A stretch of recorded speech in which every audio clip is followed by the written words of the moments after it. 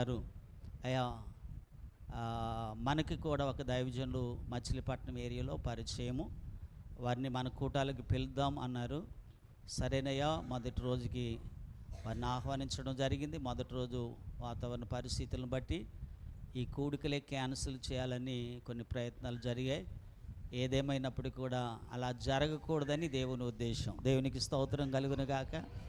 అలా జరగడానికి వీల్లేదని అపవాది పన్నాగములను తుంచివేసి దేవుడు అద్భుతంగా మొదటి రోజు రాత్రి నుండి ఈ రోజు వరకు చాలా చక్కగా దైవజనులు మన మధ్యకు వస్తూ చక్కటి వర్తమానం ఇచ్చారు. ఈరోజు 2 వర్తమానాలు ఉన్నాయి.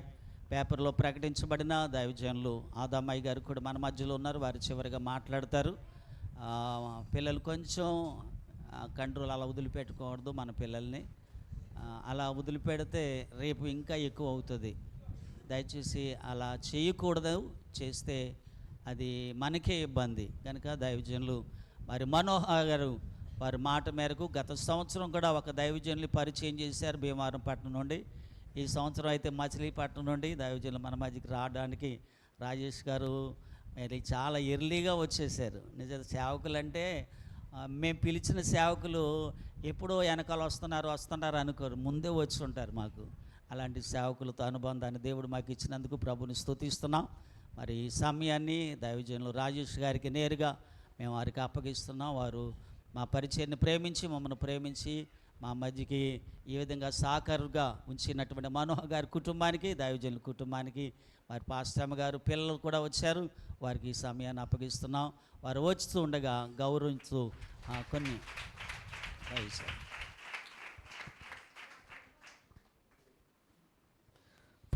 హల్లెలూయా. వినపడలేదు ఎవరికి?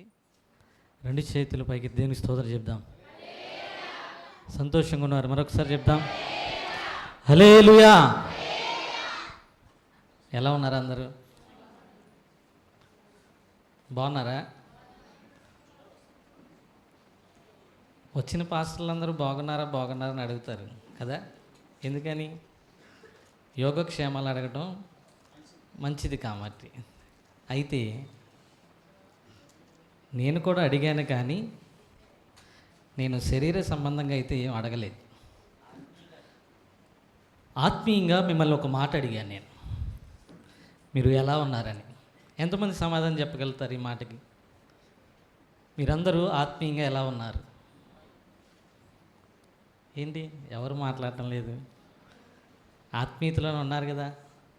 ఆత్మీయతలో ఎలా ఉన్నారు? మీరు ఎవరు వచ్చినా ఏం చెప్పాలి తెలుసా? మేము ఆత్మీయతలో మహిమలో ఉన్నామని చెప్పాలి. దేవునికి స్తోత్రం కలుగును గాక. మనమందరం ఎక్కడ ఉన్నాం? మహిమలో ఉన్నాం. ఉన్నారా మీరందరూ? చాలామంది మహిమ ప్రవేశం చేస్తారు. ఇది ఎక్కడ వింటాం మనం? మహిమ ప్రవేశం. ఎవరైనా చనిపోతే పోస్టర్లు ఏమేస్తారు? మహిమ ప్రవేశం చేశారంటారు. యాక్చువల్గా మనోడు తాగి చచ్చిపోతాడు. ఏమండి? తాగి లివర్లు పాడైపోయో కిడ్నీలు పాడైపోయో చచ్చిపోతే ఆ ఫోటో వెనక మళ్ళీ ఏం రాస్తారా అంటే మహిమ ప్రవేశం చేశారని వేస్తారు. ఇప్పుడు నిజంగా మహిమ ప్రవేశం చేశాడా? మీరు మాట్లాడాలి. మాట్లాడే దేవుడు మన దేవుడు. మరి మనం ఎవరం? మోగోళమా? మరి మన దేవుడు లాంటి వారమే మనం కూడా. ఆయన రూపంలో మనం చేసుకున్నాడు కాబట్టి నేను మాట్లాడినప్పుడు మీరు కూడా మాట్లాడారు అనుకోండి, పరిశుద్ధాత్ముడు మనల్ని ముందుకు నడిపిస్తాడు కదా. ఇప్పుడు ఆయన మహిమ ప్రవేశం చేశాడు అంటారా? అవునను కాదనో చెప్పండి. చేశాడా? మరి ఎందుకు రాశారు మహిమ ప్రవేశం అని? అలా రాయటం మాత్రమే కాదు, కానీ వచ్చిన పాస్టర్లతో కూడా అబద్ధం ఆడేలాగా చేస్తారు. ఎందుకని? మళ్ళీ అక్కడ ఏదైనా చెప్పాడనుకో తప్పు పాస్టర్ గారు, మళ్ళీ ఇంకోసారి అది మీరు నిజంగా పిలవరు మీరు. మరి 2 రోజులుగా దేవుని యొక్క మంచి వర్తమానాలు మీరు ఉంటూ వస్తున్నారు. ఈ మధ్యాహ్న కాల సమయంలో కూడా పరిశుద్ధాత్ముడు మనతో ఉన్నాడు, మనలో ఉన్నాడు. కనుక మీరందరూ శ్రద్ధగా దేవుని వాక్యాన్ని మీ హృదయాలు అటు ఇటు తిప్పుకోకుండా, ఎక్కడ కూడా పెట్టకుండా, మరి చాలా చక్కగా చిన్నపిల్లలు కూడా ఈ స్థలంలో ఉన్నారు. దేవునికి మహిమ. కనుక మీరందరూ శ్రద్ధగా దేవుని వాక్యాన్ని వినాలి. వింటారా?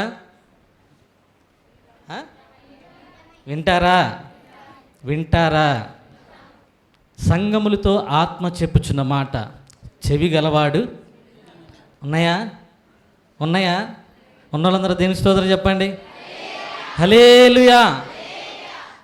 చూడండి, నిర్గమకాండము 13వ అధ్యాయము. నిర్గమకాండము 13వ అధ్యాయము 18వ వచనాన్ని చదువుకుందాం. ప్రజలను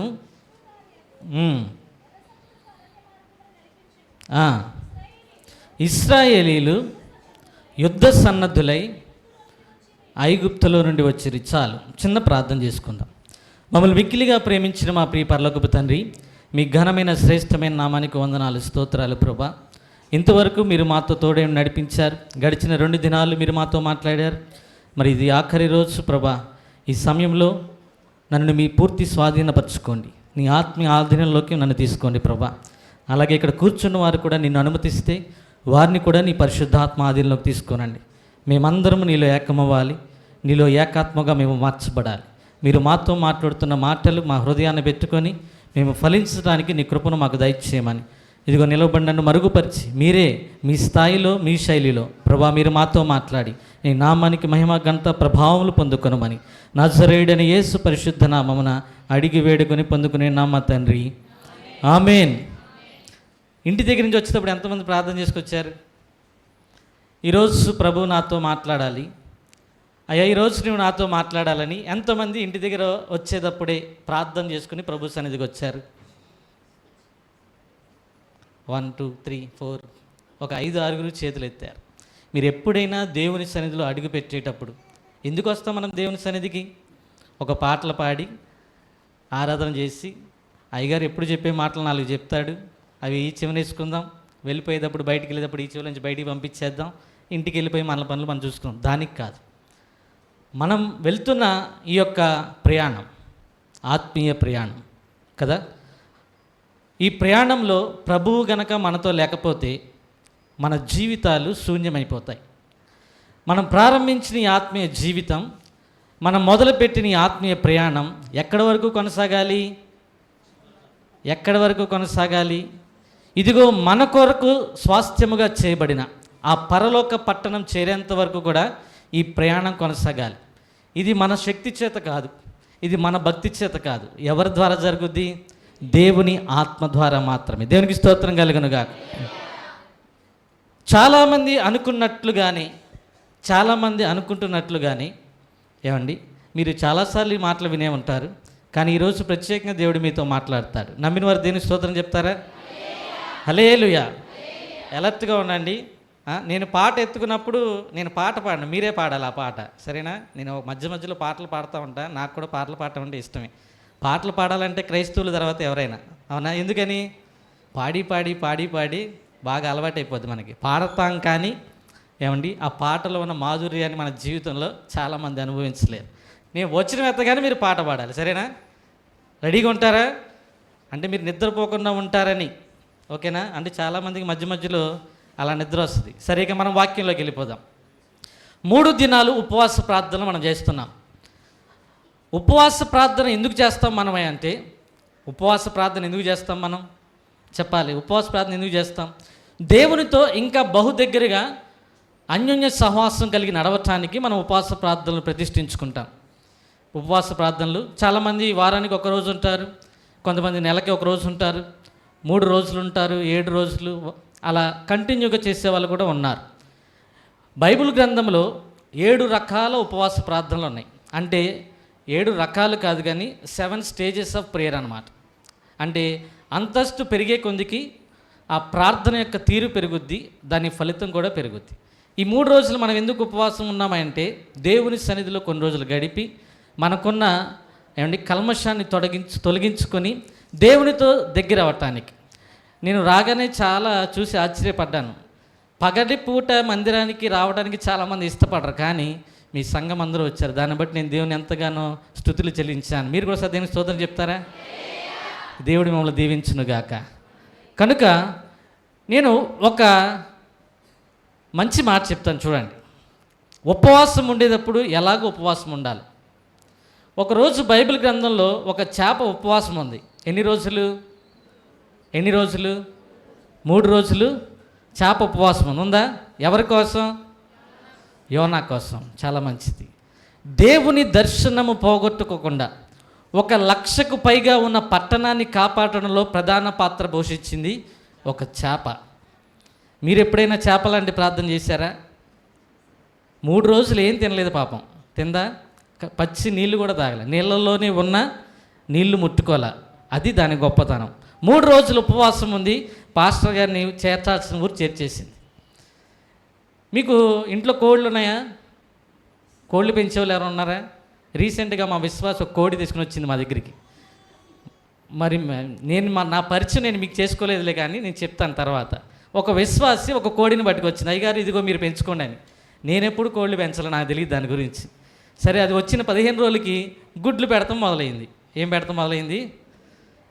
గుడ్లు పెడుతుంది, భలే ఉంది. మరి కోడి గుడ్లు పెడుతుందని అందరికీ తెలుసు. పెట్టింది గుడ్లు. ఒక రోజు పెడుతుంది, ఒక రోజుకి ఒకటే పెడుతుందండి. మాది కూడా 2 అయితే పెడతలా. మీ గుడ్లు, మీ కోళ్ళు ఒకటేనా? దేవుని స్తోత్రం. ఇదిగో రోజుకు ఒక గుడ్డు పెడుతుంది. 15 రోజులైంది. ఇప్పుడు ఆ కోడి పొదగడం స్టార్ట్ చేసింది.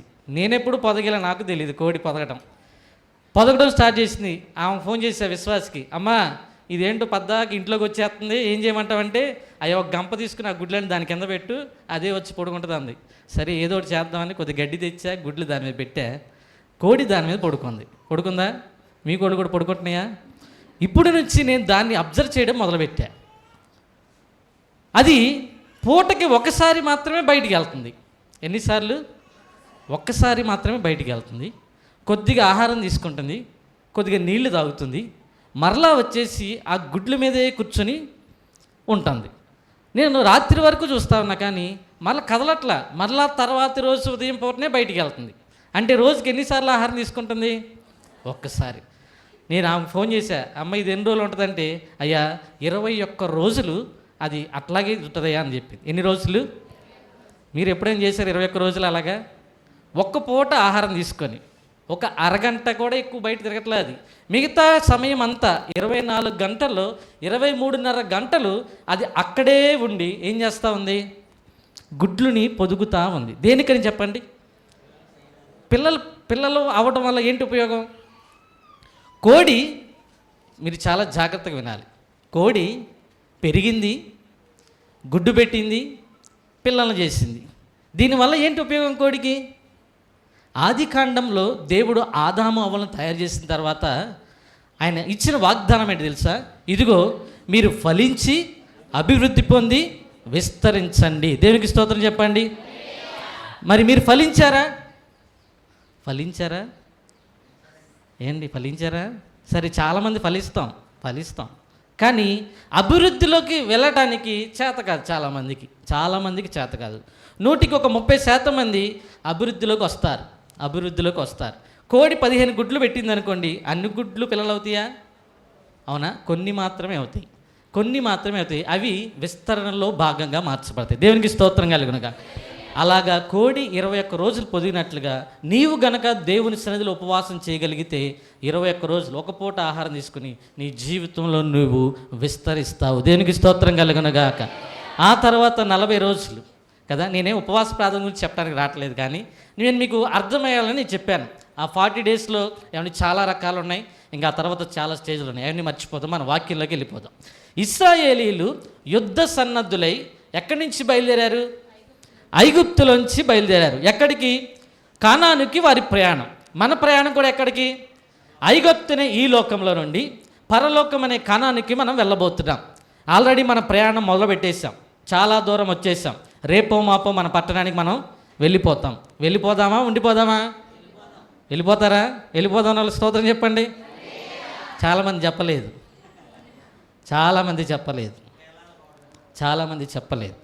మీరు వాక్యం చాలా శ్రద్ధగా వినండి. ఇదిగో కనానుకి ప్రయాణమే వెళ్తున్నారు ఇశ్రాయేలీలు. ఎలాగూ బయలుదేరారంట? వాళ్ళు బయటికి అడుగుపెట్టే సమయానికి ఎలాగూ బయలుదేరారు? యుద్ధ సన్నద్ధులై బయలుదేరారు. ఎవరు బయలుదేరతారు? సైనికులు యుద్ధ సన్నద్ధులై యుద్ధానికి బయలుదేరతారు. వీళ్ళు కూడా ప్రిపేర్ అయ్యే బయలుదేరారు. ఎక్కడికి? కనానుకి. మీరు నా వైపు చూడాలి. కనానుకు బయలుదేరారు. అడుగు బయట పెట్టడమే మొదలు ఇంకా పాటలు పాడటం మొదలుపెట్టారు. ఏమని? సియోను పాటలు పాడుచు సియోనుకు వెళ్ళుదాం, సియోను పాట.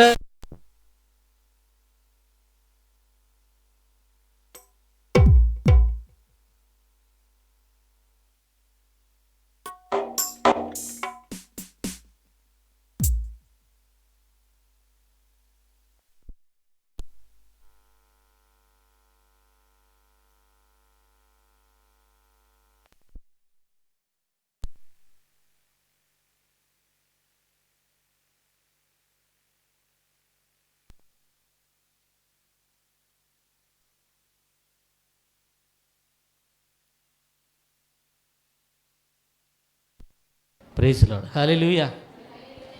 వాడికి భయం వేస్తూ ఉంటుంది. మీరేం కంగారు పడబాకండి, వాడు కంగారు పడతాడు, మనం కంగారు పడాల్సిన అవసరం లేదు. పాడుతామా? వచ్చా పాట? ఎవరికి వచ్చి పాట? ఎవరికి రాదు కదా. నేను పాత పాటలే పాడతా. చాలామంది ఈ మధ్య కొత్త కొత్త పాటలు నేర్చేసుకుంటారు. పాత పాటల్లో బోళ్ళంత మాధుర్యం ఉంటుంది.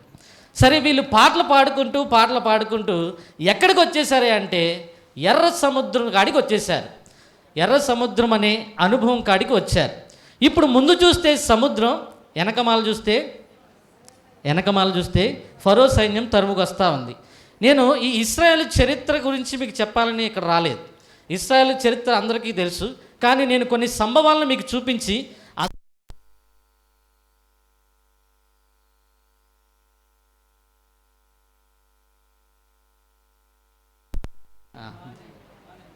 అసలైన వాక్యంలోకి వెళ్ళిపోతా. ఇప్పుడు ఎర్ర సముద్రం ఉంది, వెనకమాల ఫరో సైన్యం ఉంది. చూడండి, ఆ మాట చదువుదాం. అది కాదు, నిర్గమాకాండము 14వ అధ్యాయం 11-12 వచనాలు.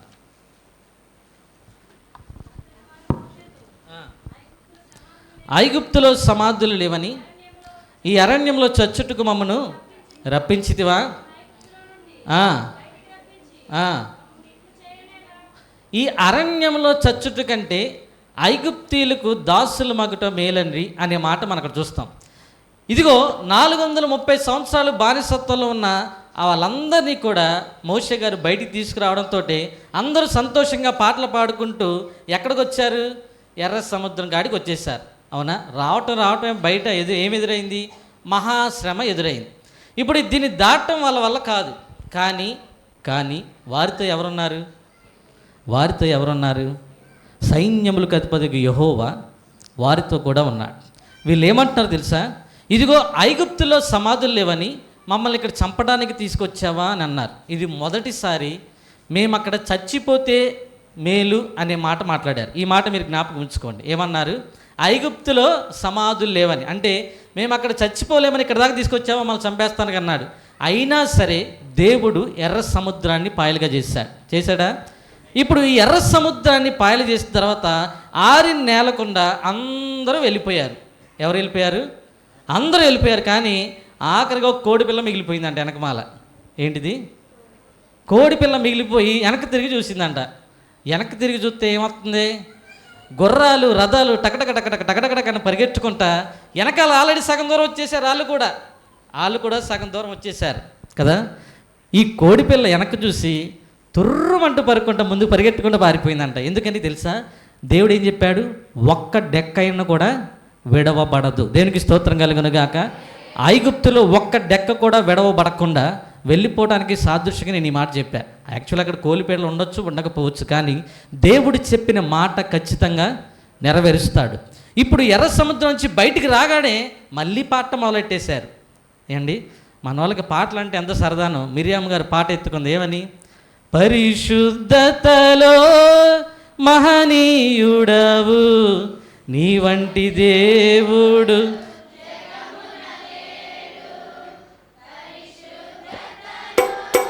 మహనీయుడవు, నీ వంటి దేవుడు జగమున లేరు.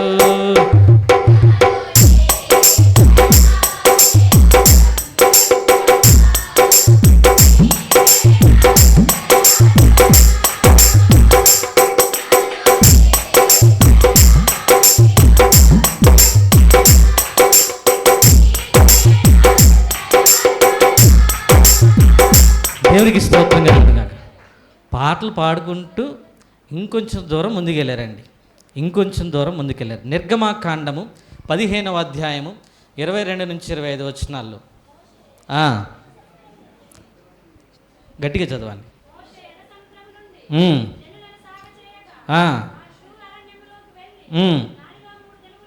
నడిచిరి. చాలండి. 3 దినాలు ప్రయాణమైంది. ఎన్ని దినాలు? జర్నీ స్టార్ట్ చేసినాక 3 దినాలు ప్రయాణమైంది. రావటమే ఎర్ర సముద్రాన్ని దాటారు. 3 రోజులు ప్రయాణం చేసిన తర్వాత మారా అనే అనుభవానికి అక్కడికి వచ్చారు. ఈ మారా అనే అనుభవంలో దేవుడు అక్కడ కార్యాన్ని చెయ్యకముందే మళ్ళా వీళ్ళు ఒక మాట అన్నారు. ఏమని? ఆ మాట చదవండి.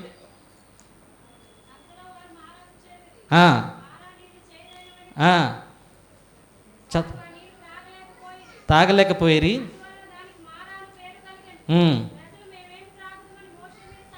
చాలు. ఏం చేశారంట? రెండోసారి సనగడం మొదలుపెట్టారు. ఏమని? మేము ఈ నీళ్ళు తాగాల, ఇప్పుడు ఈ చేదైన నీళ్ళు మేమే తాగాల అని సనగటం మొదలుపెట్టారు. అయితే దేవుడు కార్యం చేశాడు. మారాన్ని మధురంగా మార్చాడు. మరలా ప్రయాణం మొదలుపెట్టారు. ఏం చేశారు? మరలా ప్రయాణం మొదలుపెట్టారు. మీరు ఈ మాటలు గుర్తుపెట్టుకోండి. మనం ఎందులో ఉన్నాము? ప్రయాణంలో ఉన్నాం. ఎలాగూ బయలుదేరారు ఇశ్రాయేలీలు? యుద్ధ సన్నద్ధులే బయలుదేరారు. దేనికోసం? కనాను కోసం. మీరు అసలు మర్చిపోకండి. చాలామంది అసలు మర్చిపోతారు, కొసరదాన్ని పట్టుకుంటారు. నేను కొసర ఎందుకు చెప్తున్నానంటే, మీకు కొసరంటేనే ఇష్టం కాబట్టి. అవునా?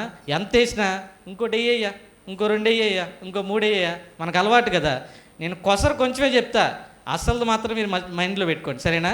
మారా కాడికి వచ్చారు. మారాని దేవుడు మధురంగా మార్చాడు. ఇప్పుడు ఈ మారాన్ని మధురంగా మార్చిన తర్వాత ఇక్కడ కూడా సనిగారు దేవుని మీద. ఇప్పుడు ఇంకొంచెం దూరం ప్రయాణం సాగించారు. చూడండి, నిర్గమాకాండం 16వ అధ్యాయం 3వ వచనం. మేము మాంసము వండుకును కొండల యొద్ద కూర్చోండి, తృప్తిగా ఆహారం తినినప్పుడు ఏల చావకపోతిమి, ఆకలి చేత చంపుటకు ఆ అరణ్యంలోనికి మమ్ములు అక్కడ నుండి తోడుకుని వచ్చిత్రని. చాలు. ఇప్పుడు ఏమైందంట? ఫస్ట్ ఎర్ర సముద్రం ఎదురైంది, దాటేశారు ఎట్టగొట్ట. మళ్ళీ పాట పాడారు. ఏమండి? ఇంతలోనే పాట పాడతారు, అంతలోనే సణుగుతారు. మనలో చాలామంది ఉంటారు ఇట్లాంటి వాళ్ళు. ఇంతలోనే ప్రార్థన చేస్తారు, గుమ్మం బయటికి వెళ్ళటం ఆలస్యం, సనగటం మొదలెట్టేస్తారు. ఇప్పుడు రెండోసారి అయిపోయింది. ఇప్పుడు మూడోసారి ఏంటి? ఆకలేస్తుంది. ఇంకా ఈ ఎడారిలో ఎన్ని రోజులు నీళ్ళు తాగుతాం? ఆకలేసిద్దిగా, అవునా? ఈ ఆకలి వేస్తుంటే మరలా ఏమంటున్నారు? మమ్మల్ని అరణ్యంలో చంపడానికి ఇక్కడ దాకా తీసుకొచ్చావా మోషే? మేము అక్కడే చచ్చిపోయే వాళ్ళంగా. ఇది 3వసారి చచ్చిపోయే వాళ్ళం అనే మాట మాట్లాడారు. మీరు ఇది కూడా గుర్తుపెట్టుకోవాలి, చచ్చిపోయే వాళ్ళముగా. సరే, పాపం ఏం చేస్తారు? మోషే గారు ఎట్టగొట్ట పట్టుకొచ్చారు కదా మోషే గారు. ఆయన అంటున్నాడు దేవునికి సాష్టాంగపడి, అయ్యా మా వాళ్ళు తినడానికి ఆహారం అడుగుతున్నారు, ఏదో ఒకటి చెయ్యయ్యా అంటే, సరే ప్రభు ఏం చేశాడు? వారి మీద జాలిపడి ఇదిగో దేవదూతలు తినే ఆహారాన్ని వారి మీద కురిపించాడు. ఏం ఆహారం? దాని పేరేంటి?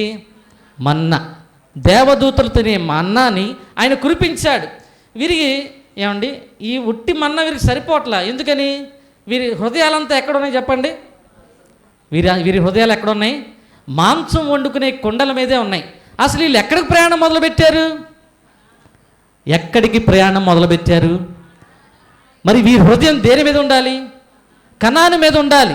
ఇదిగో మనం బానిసత్వం నుంచి విడిపించబడి దేవుడు మనకు స్వాస్థ్యంగా ఇవ్వబోతున్న కనానికి వెళ్ళబోతున్నాం. అది అసలు ఎలాగ ఉంటుందో, దాని యొక్క గుణగణాలు ఏంటో, దాని యొక్క బౌండరీస్ ఏంటో, ఎలాగ ఉంటాయో దాని గురించి మాట్లాడుకోవడం అసలు దాని ఊసే లేదు.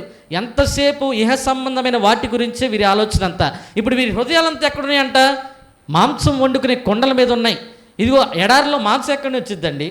తినడానికే తిండి లేదు, మాంసం ఎక్కడి నుంచి వచ్చింది? అయినా సరే దేవుడు ఆకాశం నుండి మన్నాను కురిపించాడంట. మార్నింగ్ బ్రేక్ఫాస్ట్లో ఏమో మన్నా బ్రెడ్ అంట, ఈవినింగ్ ఏమో ఏంటంట? మీట్ మసాలా. మీకు అక్కడ ఏం రాసి ఉంటాయి? దాని పేరేంటి? పూరేళ్ళు కురిపించినట్లుగా మనం చూస్తాం. పూరేళ్ళు అంటే తెలుసా మీకు? ఏంటి పూరేళ్ళు అంటే? కౌజుపెట్టలో ఏమండి, నాటుకోడికి తక్కువ, పారం కోడికి ఎక్కువ ఉంటుంది కౌజుపెట్ట. నాలాంటోడే 10 తింటాడు.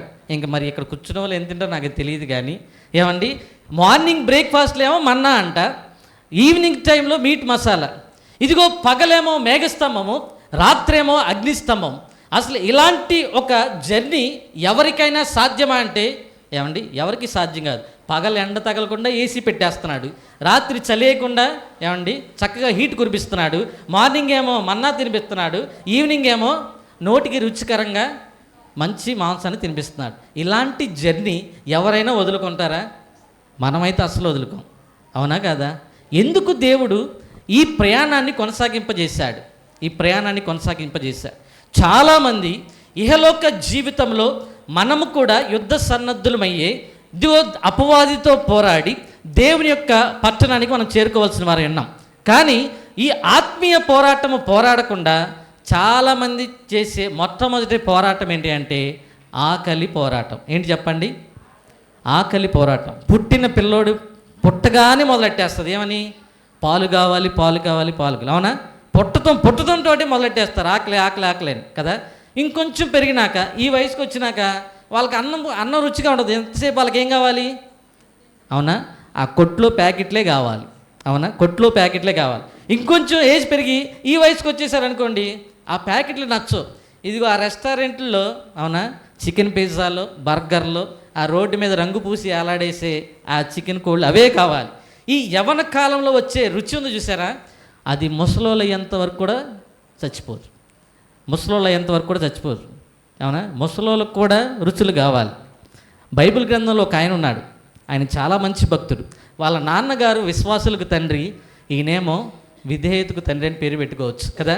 వాళ్ళ నాన్నగారేమో విశ్వాసులకు తండ్రి, ఈయన విధేయతకు మారు పేరు కలిగిన వ్యక్తి. కానీ ముసలి వయసు వచ్చేసింది, ఇద్దరు కొడుకులను ఆశీర్వదించాలి. ఈ ఆశీర్వదించే క్రమంలో పెద్ద కొడుకుని పిలిచాడు. ఎవరు పెద్ద కొడుకు? ఏశావు గారిని పిలిచాడు. నాన్న, నేను నిన్ను ఆశీర్వదించాలనుకుంటున్నాను, కానీ నువ్వు ఒక పని చేయి. నువ్వు వేటకెళ్ళి నా కోసం మంచిగా దేనో దాన్ని వేటాడి, కోడినే వేటాడతావో, పులినే వేటాడతావో, నీకు దగ్గర బలం ఉంటే సింహాన్నే వేటాడతావో, మంచిగా వేటాడి నా కోసం భోజనాన్ని సిద్ధపరిచి తీసుకురా. అది నేను సంతృప్తిగా తిని అప్పుడు నేను నిన్ను ఆశీర్వదిస్తానని అంటాడు. అవునా? చాలామంది కడుపు నిండితే ఏమండి, మనం ఎవరు వచ్చినా సరే ఆతిథ్యం ఇవ్వడం అలవాటు చాలామందికి. ఎందుకని? వాళ్ళు కడుపార తిని ఆశీర్వదిస్తారని. కానీ ఇక్కడ ఆశీర్వదించే క్రమంలో ముందే ఏశావుని ఆశీర్వదించవచ్చు. ఇది యాక్చువల్గా దేవుని ప్రణాళికే, నేను మీకు అర్థం అవ్వాలని చెప్తున్నా.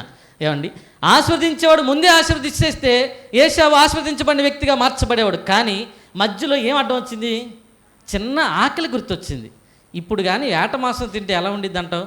మనోడు ఎట్టగా వేటగాడు కాబట్టి వాడిని వేటకు పంపించి మంచి దాన్ని తీసుకొచ్చి మనం తిన్నాక వీడిని ఆశీర్వదిద్దాం అనుకున్నాడు. ఈలోపు ఏం జరిగిపోయింది? పక్క నుండి భార్య వినేసింది, యాకోబుని తీసుకొచ్చి మధ్యలో పెట్టేసి.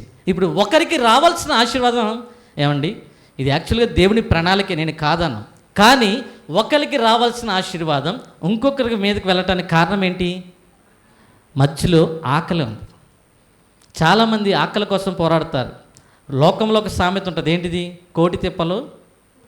కోటి తిప్పలు మన దానికోసం కాదు. మన తిప్పలని దేనికోసం? దేవుని రాజ్యంలో చేర్చబడ్డ కోసం. ఇప్పుడు ఇశ్రాయేలీలు వారి హృదయాలన్నీ ఎక్కడ పెట్టారంటే మాంసం వండుకునే కొండలెద్దే పెట్టారంట. ఇప్పుడు వాళ్ళు అసలు ఎక్కడికి వెళ్ళాలి? వాళ్ళ ప్రయాణం ఎక్కడికి? కనానికి చేరాలి. మన ప్రయాణం ఎక్కడికి? వెళ్ళిపోదామా? ఇంటి దగ్గర ఎవరైనా హృదయాన్ని పెట్టొచ్చారా? ఇవాళ శనివారమే, అందులో మరి కార్తీక మాసం. ఇందులో చాలామంది కార్తీక మాసాలు పాటించే వాళ్ళు ఉంటారు. చాలామంది ఉన్నారా? లేరు. దేవునికి స్తోత్రం చెప్పండి. హల్లెలూయా. ఇదిగో మన హృదయము దేవుని మీదే ఉండాలి. ఇప్పుడు వాళ్ళు అక్కడి నుంచి ఇంకొంచెం ముందుకు వెళ్తున్నారు. నేను ఎందుకు చెప్తున్నా అంటే ఈ అనుభవాలన్నీ ప్రతి క్రైస్తవుడి జీవితంలో జరుగుతూ ఉంటాయి. నేను ఎక్కడ మిమ్మల్ని హెచ్చరిస్తున్నానో మీరు జాగ్రత్తగా గమనించుకోండి. వీరు ప్రయాణంలో చాలా అనుభవాలు జరిగినాయి. కానీ వీరు ఎక్కడా కూడా ఏమండి ఆత్మీయ పోరాటం చెయ్యలేదు అనే సంగతిని మీకు చెప్తానికి నేను ఈ మాటలు చూపిస్తున్నాను. ఇంకొంచెం ముందుకు వెళ్ళారు. చూడండి, ఇంకొంచెం ముందుకు వెళ్ళారు. నిర్గమకాండము 19వ అధ్యాయం. 19వ అధ్యాయం కాడికి వచ్చేసేపాటికి దేవుడు మోషే గారితో ఏం చెప్తాడంటే, ఇదిగో నేను నా ప్రజలతో మాట్లాడాలి, వారిని పరిశుద్ధపరచమని చెప్తాడు. అక్కడ పరిశుద్ధపరచుకోవడానికి 3 రోజులు పరిశుద్ధపరచుకుంటారు. దేవుడు సియోను పర్వతం మీద దహించు అగ్నిగా దిగి వస్తాడు. ఎలాగొస్తాడు? దహించు అగ్నిగా దిగివచ్చి ప్రజలతో మాట్లాడటానికి ఇష్టపడతాడు. కానీ ప్రజలెవరు ఆ మాటలు వినలేకపోయి, అయ్యా మోషే గారు నీవే దేవునితో మాట్లాడు, కానీ మేము వినలేము ఈ మాటలు అన్నారు. సరే మోషే గారు వెళ్ళారు, అవునా, మాట్లాడటానికి. ఇప్పుడు మోషే గారు పైకి వెళ్ళారు 3 రోజులు. దేవుడు ఏం ఇచ్చాడు ఆయనకి? 10 ఆజ్ఞలు ఇచ్చాడు. ఫస్ట్ టైం 10 ఆజ్ఞలు ఇస్తే ఆ 10 ఆజ్ఞలు తీసుకొచ్చాడు. ఇదిగో ప్రజలకు వివరించాడు, అమ్మా ఇదిగో దేవుడు 10 ఆజ్ఞలు చెప్పాడు, ఈ 10 ఆజ్ఞలు మీరు వినాలి అన్నాడు. ఏమన్నారు అప్పుడు? చదవండి, నిర్గమ 19:8. నిర్గమకాండము 19వ అధ్యాయం. యెహోవా చెప్పినదంతయు చేసేదమని. ఆ తర్వాత 24వ అధ్యాయం 3వ వచనం చదవండి.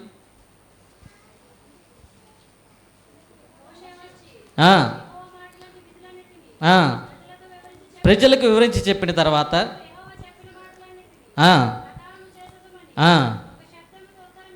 ఇది రెండోసారి.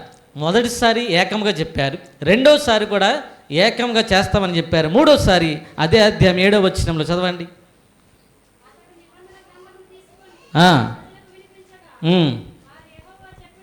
చెప్పినవన్నీ చేయుచు విధేయులమై ఉంది అండ్రి. అవునా, ఇది మూడోసారి. ఎన్నిసార్లు చెప్పారు? 3 సార్లు. ఏమని చెప్పారు? దేవుడు ఏం చెప్తే అది చేస్తామని చెప్పారు. కానీ ఈ మాటలు ఎప్పుడైతే చెప్పారో ప్రభు ఎంతగానో వాళ్ళని ప్రేమించాడు కదా. ఇప్పుడు వాళ్ళతో ఒక మాట అన్నాడు చూడండి, నిర్గమకాండము 19వ అధ్యాయము 6వ వచనంలో, మీరు నాకు యాజక రూపమైన రాజ్యముగాను పరిశుద్ధమైన జనముగాను ఉందురని. చాలు, పరిశుద్ధమైన జనముగాను యాజక సమూహంగాను. దేవుడు వారిని బాగా ప్రేమించాడు. ప్రేమించి ఈ మాటలు వారితో చెప్పారు, ఇదిగో నా బిడ్డలు 3 సార్లు దేవుడు ఏం చెప్తే అది చేస్తామన్నారు, కాబట్టి వీళ్ళకి ఒక వాగ్దానం ఇస్తున్నాను నేను, ఇదిగో వీరు నాకు యాజక రూపముగాను పరిశుద్ధమైన జనముగాను ఉంటారని చెప్పారు. ఆ తర్వాత 40 రోజులు మోషే ఇదిగో దేవుడితో కూడా మాట్లాడటానికి ఆయన పైకి వెళ్ళిపోయాడు.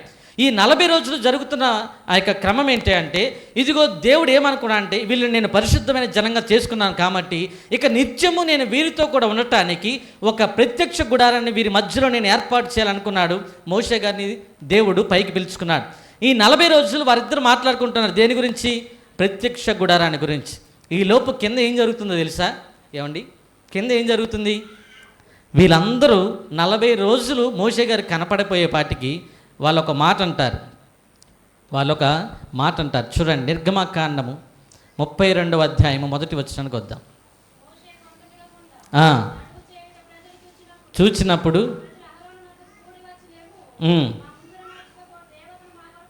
చాలు, 40 రోజులు దేవుడు మోషేతో మాట్లాడుతున్న మాటలు ఏంటంటే, ఇదిగో నేను నిత్యము ఇంకా నా ప్రజల మధ్యనే ఉండాలని నేను ఆశపడుతున్నాను.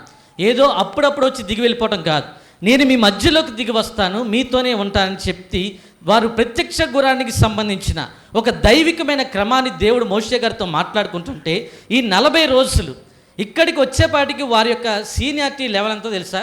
ఏమండి, వారి యొక్క వయసు, వాళ్ళు ప్రయాణం మొదలుపెట్టిన వయసు కేవలం 110 రోజులు. కేవలం ఎన్ని రోజులు? 110 రోజులు. మీరు చాలా జాగ్రత్తగా వినండి. 110 రోజుల సీనియారిటీ వీళ్ళది. ఎన్ని రోజులు? 110 రోజుల సీనియారిటీ వచ్చేపాటికి వీరొక మాట మాట్లాడుతున్నారు. ఇదిగో అహరోను గారు, నువ్వు ఇట్రా, మమ్మల్ని ఐగుప్తులోంచి తీసుకొచ్చిన మోషే అనువాడు ఒకడు ఏమాయనో. ఎవరంట? మోషే గారు కాదు, మోషే అనువాడు ఒకడు ఉండాలి. ఆయన ఏమైపోయాడో మాకు తెలియదు, కాబట్టి నువ్వు ఒక పని చేయి, ఇదిగో మా ముందర నడవటానికి నువ్వు ఒక దూడను సిద్ధపరచు అని చెప్పగానే పాప అహరోను గారు ఏం చేశారు? వీళ్ళు అప్పటికే సనగడం మొదలు పెట్టేశారు. వీళ్ళకి భయపడిపోయి, మీ దగ్గర ఉన్న బంగారాన్నంత ఇవ్వండి, నేను ఒక దూడను తయారు చేస్తాన్నాడు. దూడను తయారు చేశాడు. దూడను తయారు చేయటమే కాదు, దానికి యెహోవా అని పేరు కూడా పెడతారు. ఎవరో? అహరోను గారు. దూడను తయారు చేసుకొని దానికి యెహోవా అని పేరు పెట్టి దాని ముందు విచ్చలవిడిగా వీళ్ళు గంతులేస్తూ చిందులేస్తూ తిరగడం మొదలుపెట్టారు. మీరు ఈ మాటలు వింటున్నారా? మనం ప్రయాణంలో ఉన్నాం. మనం ఇష్టం వచ్చినట్టు జీవించడానికి ఇది దేవుడు మనల్ని ఏర్పాటు చేసుకోవాలా. ఇదిగో దేవుని ప్రయాణంలో ఇదిగో మోషే గారు దేవుని యొక్క ప్రణాళికను మన కొరకు సిద్ధపరుస్తుంటే వీరందరూ ఏం చేశారు? మోషే ఏమైపోయాడో మాకు తెలియదు కాబట్టి మా ముందు ఒక దూడను సిద్ధపరచమన్నారు. ఎప్పుడైతే సమాజంలోకి విగ్రహారాధన వచ్చిందో, ఏమొచ్చింది? విగ్రహారాధన వచ్చిందో, మోషే గారు దేవుడితో మాట్లాడి కిందకి దిగుతా వస్తూ ఉండగా ఇక్కడ అల్లకల్లోలంగా ఉంది. ఈ యొక్క సమాజం అంతా. ఆయనతో పాటు యెహోషువ గారు కూడా ఉన్నాడు. అయ్యా ఏంటి పరిస్థితి అంటే ప్రజలు ఇష్టం వచ్చినట్టు వారికి నచ్చినట్టుగా బ్రతుకుతున్నారు. ఎక్కడ? దేవుని ప్రయాణంలో, కనాను ప్రయాణంలో ప్రజలు ఇష్టం వచ్చినట్టుగా తిరుగుతున్నారు. సమాజంలోకి, సంఘంలోకి రాకూడనిది విగ్రహారాధన. ఇదిగో సంఘంలోకి విగ్రహారాధన వచ్చితే, సంఘంలోకి వ్యభిచారం అనే క్రియలు వస్తే, సంఘంలోకి దొంగతనం అనే క్రియలు వస్తే ఏమవుతుందో తెలుసా? సంఘంలోకి మరణం ఏలుబడి చేస్తుంది. సంఘం మీద ఏమి ఏలుబడి చేస్తుంది? మరణం ఏలుబడి చేస్తుంది. ఎప్పుడైతే దూడను వారు విగ్రహంగా చేసుకుని ఆరాధిస్తూ ఉన్నారో ఆ రోజు ఎంతమంది చనిపోయారు? 3,000 మంది చనిపోయారు. ఎంతమంది చనిపోయారు? 3,000 మంది చనిపోయారు. కానీ అదే సంఘములో, ఆదిమ సంఘములో ఇదిగో మేడగది మీద అపోస్తలులందరూ కలిసి ఇదిగో ప్రార్థన చేస్తూ ఉండగా వాళ్ళ మీదకి ఎప్పుడైతే పరిశుద్ధాత్మ దేవుడు దిగివచ్చాడో, ఆ పరిశుద్ధాత్మ దేవుడు దిగివచ్చినాక పేతురు గారు నిలవబడి మాట్లాడుతూ ఉంటే అదే రోజు ఒక్క ప్రసంగానికి ఎంతమంది చేర్చబడ్డారు? 3,000 మంది చనిపోయారు. ఇదిగో సంఘములోకి ఆత్మారాధన రావాలి. ఇదిగో ఆయన ఆత్మస్వరూపు గనక ఆయన ఆరాధించేవారు సత్యముతోనూ ఆత్మతోనూ ఆరాధించమని దేవుని వాక్యం సెలవిస్తుంది. సంఘంలోకి ఎప్పుడైతే పరిశుద్ధాత్ముడు వస్తాడో, సంఘంలోకి ఎప్పుడైతే పరిశుద్ధాత్మ కార్యములు జరుగుతాయో, అందరూ పరిశుద్ధాత్మతో ఎప్పుడైతే నింపబడతారో చచ్చిపోయిన వారు సైతం తిరిగి దేవుని స్తుతించగలుగుతారు. దేవునికి స్తోత్రం చెప్తాం. హల్లెలూయా. దేవుని క్రమం వేరే, లోక క్రమం వేరే. నేను ఈ ప్రయాణ క్రమం ఎందుకు చెప్తున్నా అంటే, ఇశ్రాయేలు ఎలాగో బయలుదేరారు? యుద్ధ సన్నద్ధులై బయలుదేరారు. కానీ వారు ఎక్కడ ఆత్మీయ పోరాటం చేయటం లేదు. ఎక్కడ కూడా ఆత్మీయ పోరాటం చేయటం లేదు. మనలో చాలామంది కొద్ది రోజుల సీనియారిటీకి ఏమండి దైవజనులు దూషించే వారిగా ఉంటారు చాలామంది. అవునా? వచ్చి సంవత్సరం 2 సంవత్సరాలు కాదు, కొద్దిగా బాగా ప్రార్థన చేస్తారనుకోండి, వారికి కొద్దిగా ప్రయారిటీ ఇస్తే ఏమండి దైవజనులు వెనక మళ్ళీ దూషించేవారు ఈరోజు చాలామంది ఎక్కువైపోయారు. ఆ మాట చెప్పడానికి ఇక్కడ చెప్పాను. ఇక్కడి నుంచి వారి తర్వాత కొన్ని రోజులు ప్రత్యక్ష గుడారాన్ని సిద్ధపరచుకున్నారు. దేవుడు వారితోనే ఉన్నాడు. 50 రోజులు ప్రత్యక్ష గుడారాన్ని నిలబెట్టిన తర్వాత దేవుడు వారితోనే ఉన్నాడు. మరలా ఇది 3వ సంవత్సరం. 3వ సంవత్సరం అయిపోయింది. మొదటి నెలలో వాళ్ళు బయలుదేరారు. బయలుదేరిన కొన్ని రోజులకే ఇంకా 3 రోజులు ప్రయాణం చేశారు. ఎన్ని రోజులు? ప్రత్యక్ష గుడారాన్ని సిద్ధపరిచి 3వ సంవత్సరం ఏమండి ప్రయాణం మొదలుపెట్టారు. ఇప్పటికీ 3 సంవత్సరాలు అయిపోయినాయి. ఏమండి 3 సంవత్సరాలు అయిపోయినాయి. మరలా 3 రోజులు ప్రయాణం మొదలుపెట్టారు. చూడండి, ఆ మాట నేను మీకు చదివిస్తాను చూడండి. అసలైన తిరుగుబాటు ఇక్కడే మొదలవుద్ది. సంఖ్యాకాండము 10వ అధ్యాయము 11వ వచనం.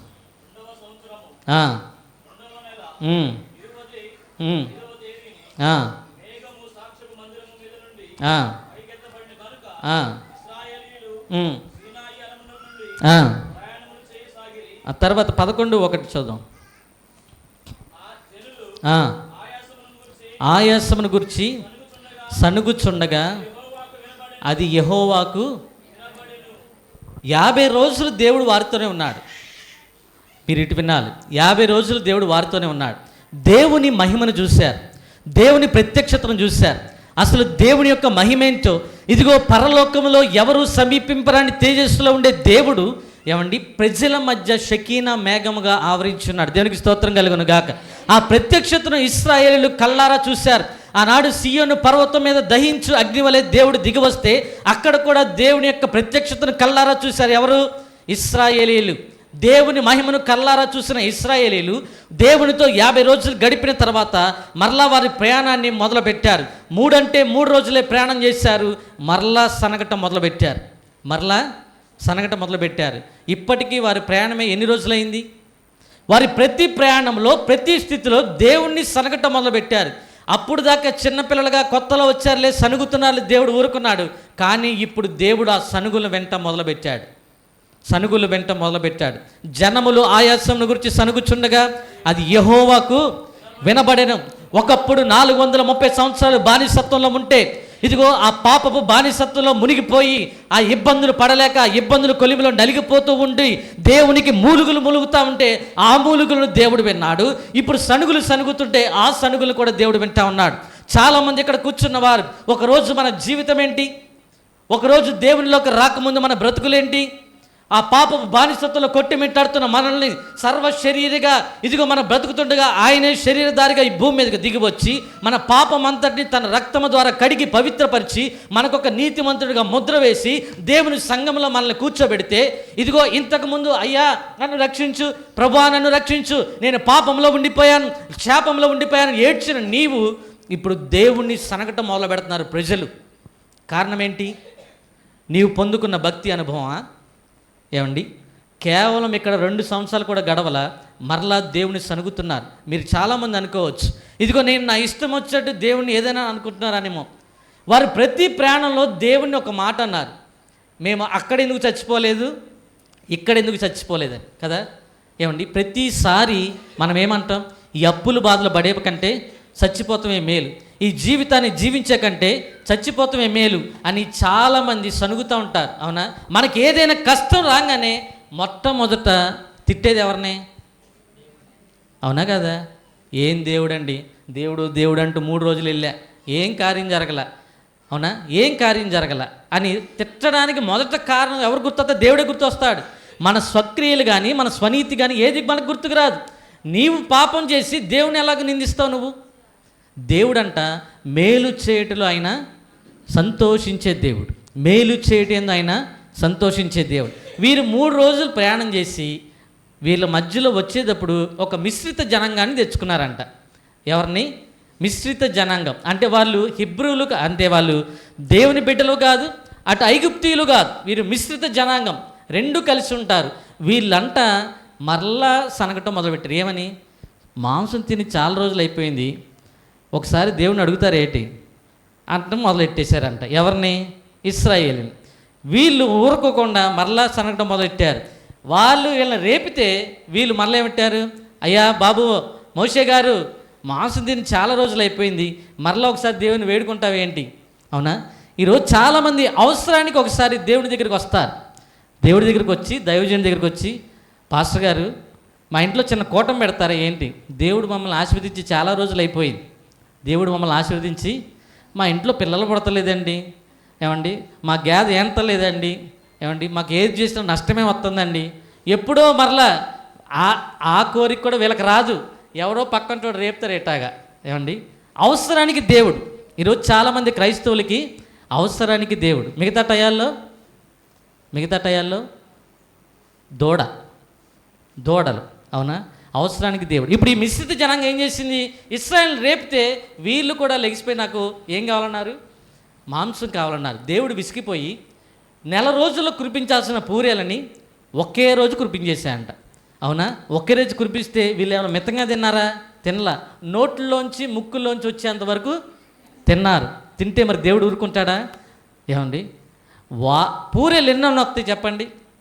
కౌజుపెట్ల ఊరికనే దొరకవండి, వేటగాడు వల వేసినా కూడా దొరకవు. అలాంటి వాటిని దేవుడు తూర్పు గాలి రేపి రప్పిస్తున్నాడు. వీరు ఒకటి తిని వదిలిపెడతలా, ఒక్కోడు నోట్లోంచి ముక్కులోంచి వచ్చే వరకు తినేస్తున్నారు. పాపం ఆయన మాత్రం ఎన్నెనక తెస్తాడు చెప్పండి. వాటిని ప్రేమించి వీళ్ళని చంపేశాడంట. ఎవరిని? మాంసాపేక్ష కలిగిన వారిని ఆయన దారి మధ్యలోనే చంపేశాడు. చూడండి ఆ మాట చదువుదాం. నిర్గమకాండము, సంఖ్యాకాండము 11వ అధ్యాయం 5వ వచనం.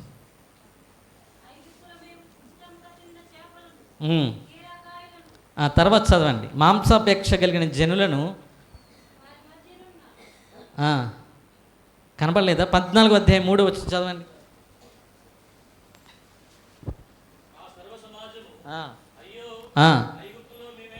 ఐగుప్తులో మేమేలా చావలేదు, ఈ అరణ్యమందు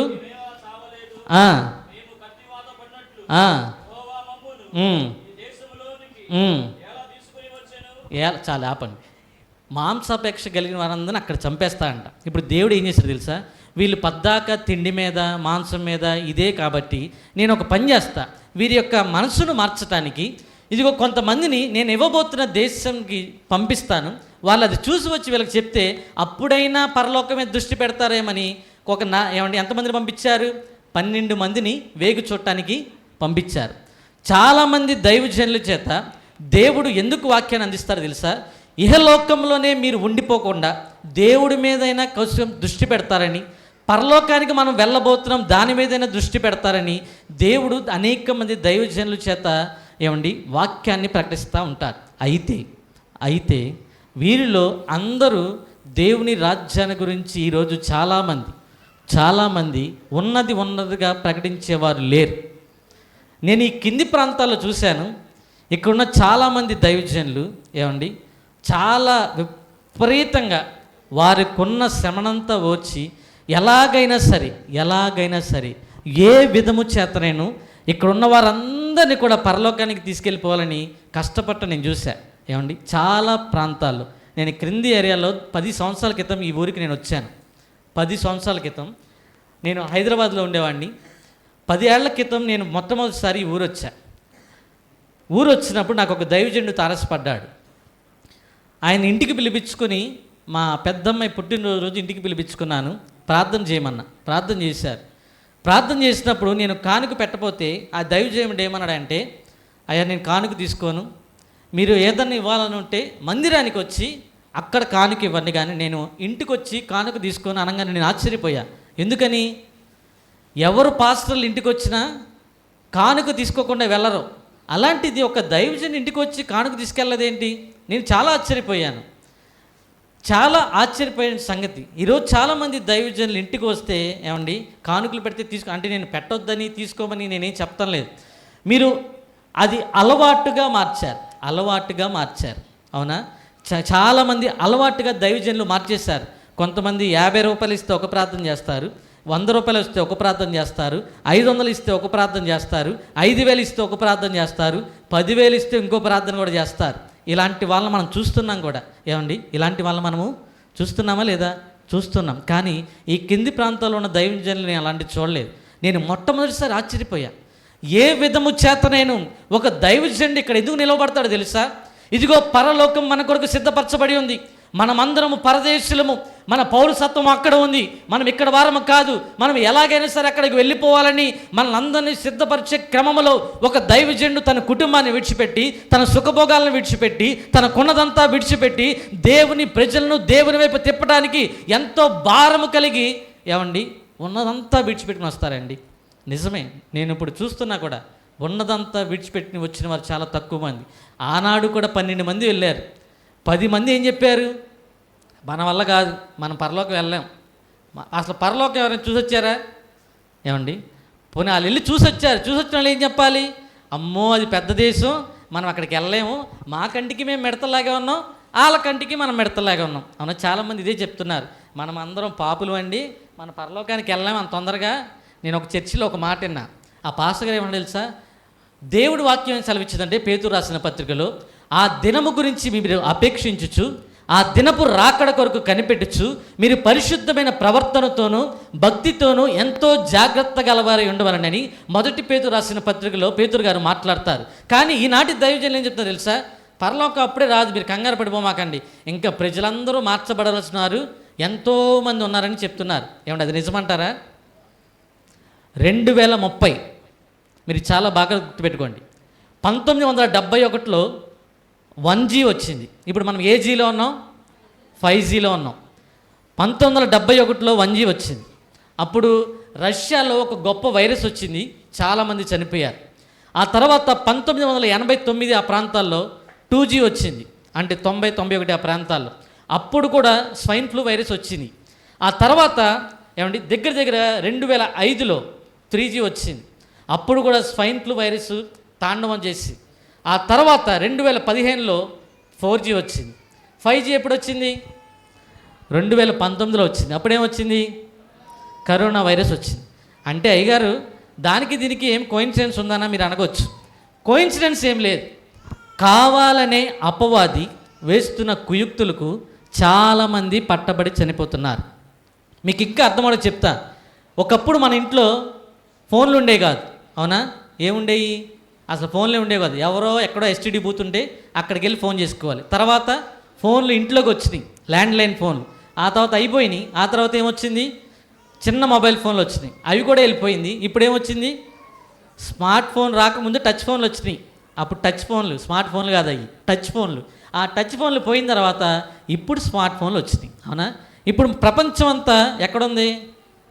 ప్రపంచం మనిషి చేతిలో ఉంది. ఇక్కడ కూర్చుని ప్రపంచాన్ని మనిషి ఏలుబడి చేసే దానిలోకి వచ్చేసాడని ప్రజలు అనుకుంటున్నారు. కానీ ప్రపంచంలో ఉన్న ప్రజలందరినీ అపవాది ఒకే ఒక దాంతో వాడి గుప్పిట్లో పెట్టుకున్నాడు. ప్రపంచంలో ఉన్న ప్రజలందరినీ అపవాది తన గుప్పిట్లో పెట్టుకున్నాడు. 2030లో 6G రాబోతుంది. 2030లో 6G రాబోతుంది. అప్పుడు ఎవరు వస్తారో తెలుసా? ఇక డైరెక్ట్గా అబద్ధ క్రీస్తే రాబోతున్నాడు. జరుగుతున్న కార్యక్రమాలన్నీ ఇక నా జీవితం చాలా ఉంది అని నువ్వు అనుకుంటున్నావేమో. మన జీవితాలు రాకడికి బహు సమీపంగా ఉన్నాయి. నేను ఇంకా డెప్త్కి వెళ్ళిన టైం అయిపోతుంది. ఇదిగో రాకడికి బహు సమీపంగా ఉన్నాయి మన దినాలు. ఇదిగో ఇంక నువ్వు లోకంలోనే నువ్వు బ్రతుకుతా ఉంటే అసలు ఆత్మీయ పోరాటం నువ్వు ఎప్పుడు మొదలు పెడతావు? అది నా ప్రశ్న. ఏమండి, ఆత్మీయ పోరాటం నువ్వు ఎప్పుడు మొదలు పెడతావు? ఇశ్రాయేలీయులు యుద్ధ సన్నద్ధులే బయటికి వచ్చేసారు. ఎక్కడికి వెళ్ళినా కూడా వాళ్ళు ఏం చెప్తున్నారు? మాకు ఎర్ర సముద్రం వచ్చింది, దాటిస్తావా లేదంటే దేవుడు దాటించాడు. తాగడానికి నీళ్ళు లేవంటే దేవుడు నీళ్ళు ఇచ్చాడు. తినడానికి ఆహారం లేదంటే తినడానికి ఆహారం ఇచ్చాడు. అయినా సరే దేవుడి మీద సనగటం మొదలుపెడితే మాంసం కావాలంటే మాంసం ఇచ్చాడు. ఆ మాంసాపేక్షలను తీశారు. ఇప్పుడు వేగుచూడడానికి కొంతమంది పంపిస్తే వారిలో ఇద్దరు మాత్రమే దేవుని రాజ్యం గురించి సంపూర్తిగా ప్రకటిస్తే ఆ ఇద్దరిని బట్టి ఏమండి ఎవరైతే ప్రకటించారో వారు మాత్రమే కనానికి వెళ్ళారు. మిగతా వాళ్ళందరూ ఏమైపోయారు? ఈ లోకంలో మిగిలిపోయారు. మీరు చాలా జాగ్రత్తగా వినండి. ఎవరైతే దేవుని రాజ్యం గురించి సంపూర్ణమైన భావం కలిగి ప్రకటిస్తారో, సంపూర్ణమైన చిత్తం కలిగి దేవుని చిత్తాన్ని నెరవేరుస్తారో వారికి మాత్రమే దేవుని రాజ్యంలో అర్హత ఉంటుంది. నేను ఇంకా చాలా విషయాలు ఉన్నాయి. అయ్యగారు టైం అయిపోతే చెప్పండి. ఇంకా కొన్ని విషయాలు ఉన్నాయి. నేను రిఫరెన్స్ నీళ్ళు మీకు ముందు చెప్పుకుంటూ వెళ్ళిపోతా. ఇదిగో ఎప్పుడైతే మాంసాపేక్ష గలవారందరూ చనిపోయారో మిగిలిన వారందరూ ఎవరు? కేవలం ఇశ్రాయేలీ. వారు కనాన్లో ప్రవేశించేంత వరకు వారికి ఇంకా మాంసం లేదు, ఓన్లీ జీవాహారమే, ఓన్లీ పరలోకం నుంచి మన్నా మాత్రమే. ఈ మన్నా తింటూ ముందుకు వెళ్ళిపోతుంటే కొన్ని రోజులకి మిరియాం గారు సనగటం మొదలుపెట్టిందంట. ఎవరు?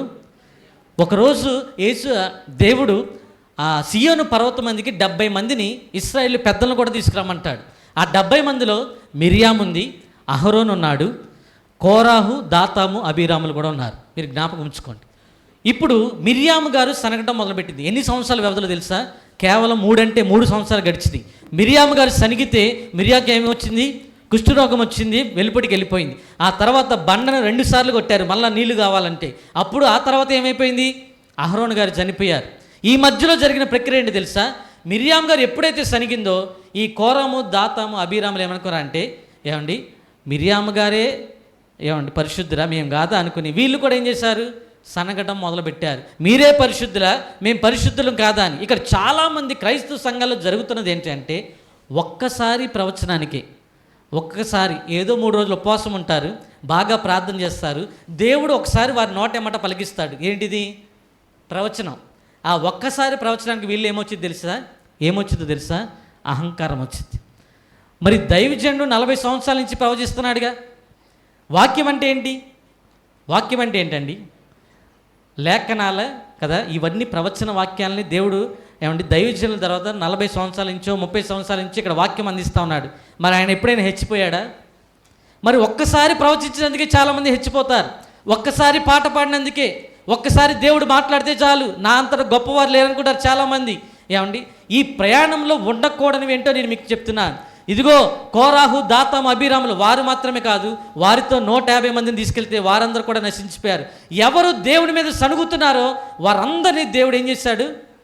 తీశాడు. మీరు నా చెవిలో ఏం చెప్పారో నేను మీతో అదే చేస్తానని చెప్పారు. ఆ మాట చూపిస్తాను చూడండి మీకు. నిర్గమకాండము 14వ అధ్యాయం 28వ వచనం చదవండి.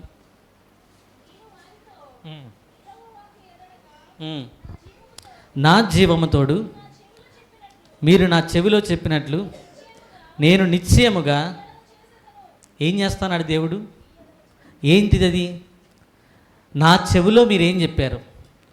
ఇక్కడ కూర్చున్న చాలామంది, మీరు నా వైపు చూడండి, కూర్చున్న చాలామంది మీరు ఎప్పుడైనా నేను చస్తానో అన్నారా? అంటారు కదండి ఊరకే.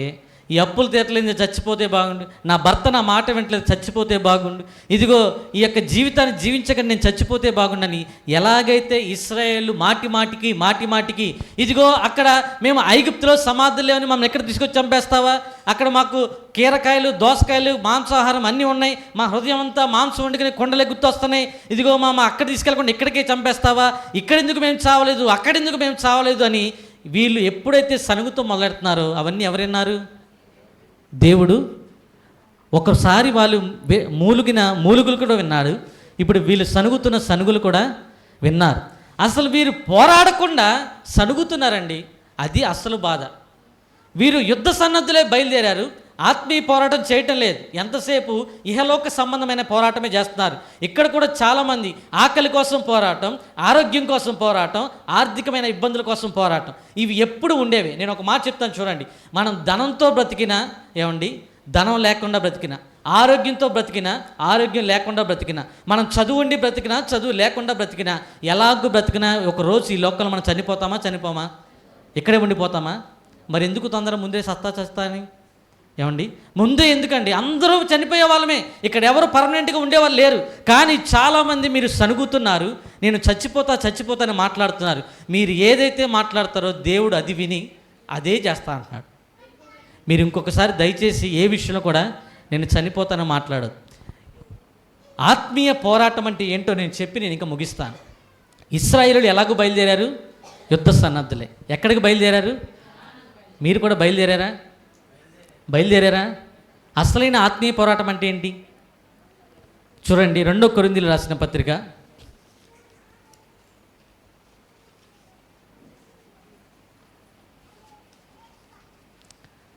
2 కొరింథీయులకు రాసిన పత్రిక అపోస్తులైన పౌలు గారు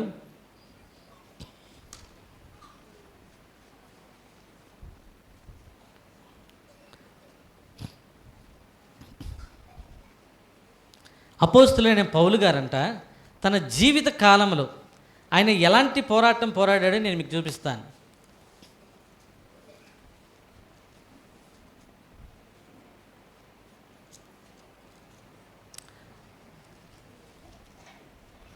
రెండవ కొరింథీయులకు రాసిన పత్రిక